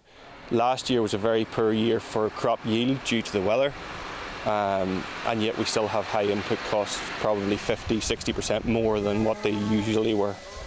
President of the Ulster Farmers Union, William Irvine, has seen many struggling farms and has concerns over food security. Every business has bad years. Now agriculture is surviving on the occasional reasonable year. For too often we either losing money or just scraping by, and it really puts into question the sustainability of our industry, and that puts into question the food security of the United Kingdom. Over the last 24 months, retail prices have risen by over 18%, and farmers insist they are not profiting from the record retail numbers. The consumer doesn't need the food to rise anymore. We need the food price that we receive at the bottom to be more equally shared, and we can manage that far better. The guys in the middle are taking too much, and they know they can get away with it. In 2019, Theresa May agreed to net zero by statute, and there is a lack of knowledge or joined-up thinking around costly fertilisers. I suppose for us as a crop farmer, one of the frustrating things around the Agriculture Minister's desire to cut methane, cut emissions, put restrictions on the use of slurries and organic manures. To me, they're a valuable fertiliser that we can drastically use in the arable industry, in the crop industry. We can take it from a livestock farmer. We can be part of the solution. Within the 340 million income on farms, 298 is from government subsidies. Is it now time we looked at the possibility of open markets with a level playing fields on regulations? That's a question for society. If, as businesses, we have to be viable. We need money in our pockets to buy the seed to plant for next year. We need to be able to grow our crops to feed our cattle next winter. So we either need sustained, viable support from society, or we need more income from the marketplace. So, but either way, we cannot continue to function at a loss. Dougie Beattie, GB News, Northern Ireland. Well, thanks for Dougie for highlighting what is a huge issue across the UK and, well, across the world, really. Yeah, I mean, I think it's a lot of people have been watching Clarkson's Farm and will have been awoken, as I have been, to all of the problems that farmers face. But it's a Europe-wide problem. Frankly, the barriers that governments put in the way of farmers is bizarre. It's ungrateful as well as being unjustified, I think, because they make our food, but... But do you know what else makes our food? It's the sun in the sky. And heat warnings remain in place across That's a the United Kingdom. creative segue there, Tom. I like to try. But we're forecasting 28 degrees across parts of England today. It's the kind of temperature that could be expected to continue until Friday. But some parts of the UK might experience a few thunderstorms later on today. Well, our reporter Jack Carson joins us from a super sunny Western-super-Mare. Jack, how sunny is it for you? Well, it's been absolutely beautiful. There are worse jobs than the job I've had today, Tom. I've had some fish and chips, I've had an ice cream, I've been enjoying the sun, as have thousands of people that have come here to Western-super-Mare today. I mean, of course, I've travelled down from Birmingham. This is the kind of historic route that so many other Brummies also take, because this is the closest beach to Birmingham. So there have been a few Brummies. I've heard a few Birmingham accents around the seafront. Well, I've been here today as well. But lots of people enjoying the sunshine, of course. You know, the people coming to the seaside is massive, particularly for the small businesses here. You know, small kind of coastal town businesses that work in this area, operate in this area, generate £3 billion for the economy. So the sun coming out on this warm weather that we've had recently means it really supports them, of course, across these summer months, combined with the fact obviously now most kids are on the school holidays, so lots of kids enjoying their time here today. We've been catching up with a few people on the seafront about their time here today. Have you ever been on the donkeys? Yeah. What are the donkeys like? You sit on them, they're very fluffy, and you can go round the beach on them for a while. I come here on holiday. Yeah, how many times have you been here now? I think 3 times. And what's it like? You like it? Yeah, it's really nice. So we just came down for the day, haven't been here for quite a while. It's a nice sunny day. Why not? Here, what is it? No, we like the beach. We like the beach, so we're just going back down to a car we parked and then get our sunbeds out of the car and put them on the beach for the day. Well, I haven't been for ages, so I don't know what it's about now. I think it's improved a lot since I came last time. Yeah. And what kind of, have you come here since you were kind of a kid? What's the kind of... yes, I've come over regularly once a year for the holidays with my parents and my brother and sister. Yeah, we were always found here for that. So there you go, there's some of the things that some people have been up to, are going to be up to today here at Western-super-Mare. I mean, the Grand Pier that you can see behind me, I mean, that's stood here since 1904, and of course people are enjoying that, going up and down.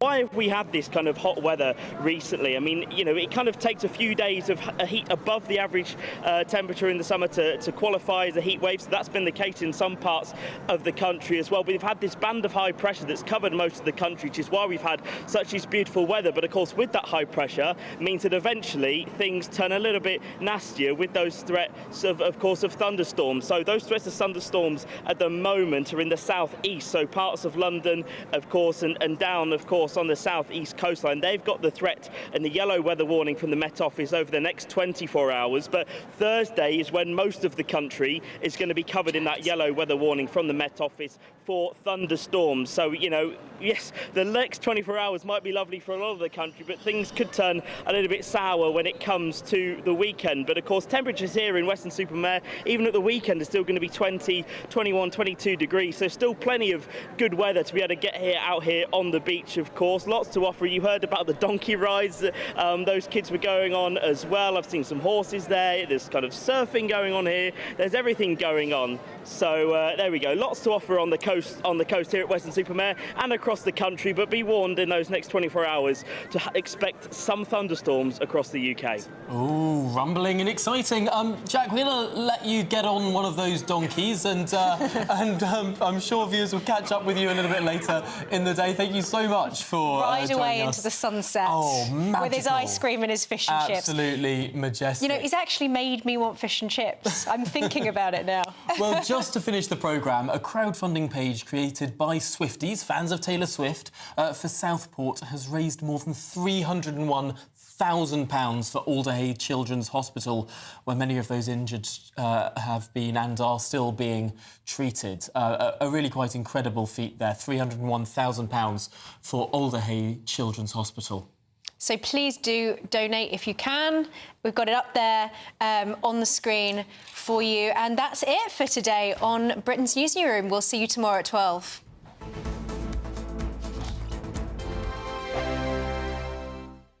You really could become the next big Great British Giveaway winner with your chance to win £30,000 in tax-free cash to spend on anything you like. Listen to what some of our previous winners have to say about winning big with us. On the day that I got the money in the bank account, everything just seemed a lot sunnier. But I do have something to spend it on. Just go for it. It's an absolute must. Thank you, GBNews. Amazing feeling to win. For another chance to win £30,000 in tax-free cash, text CASH to 63232. Text costs £2 plus one standard network rate message. You can enter online at gbnews.com/win. Entries cost £2 or post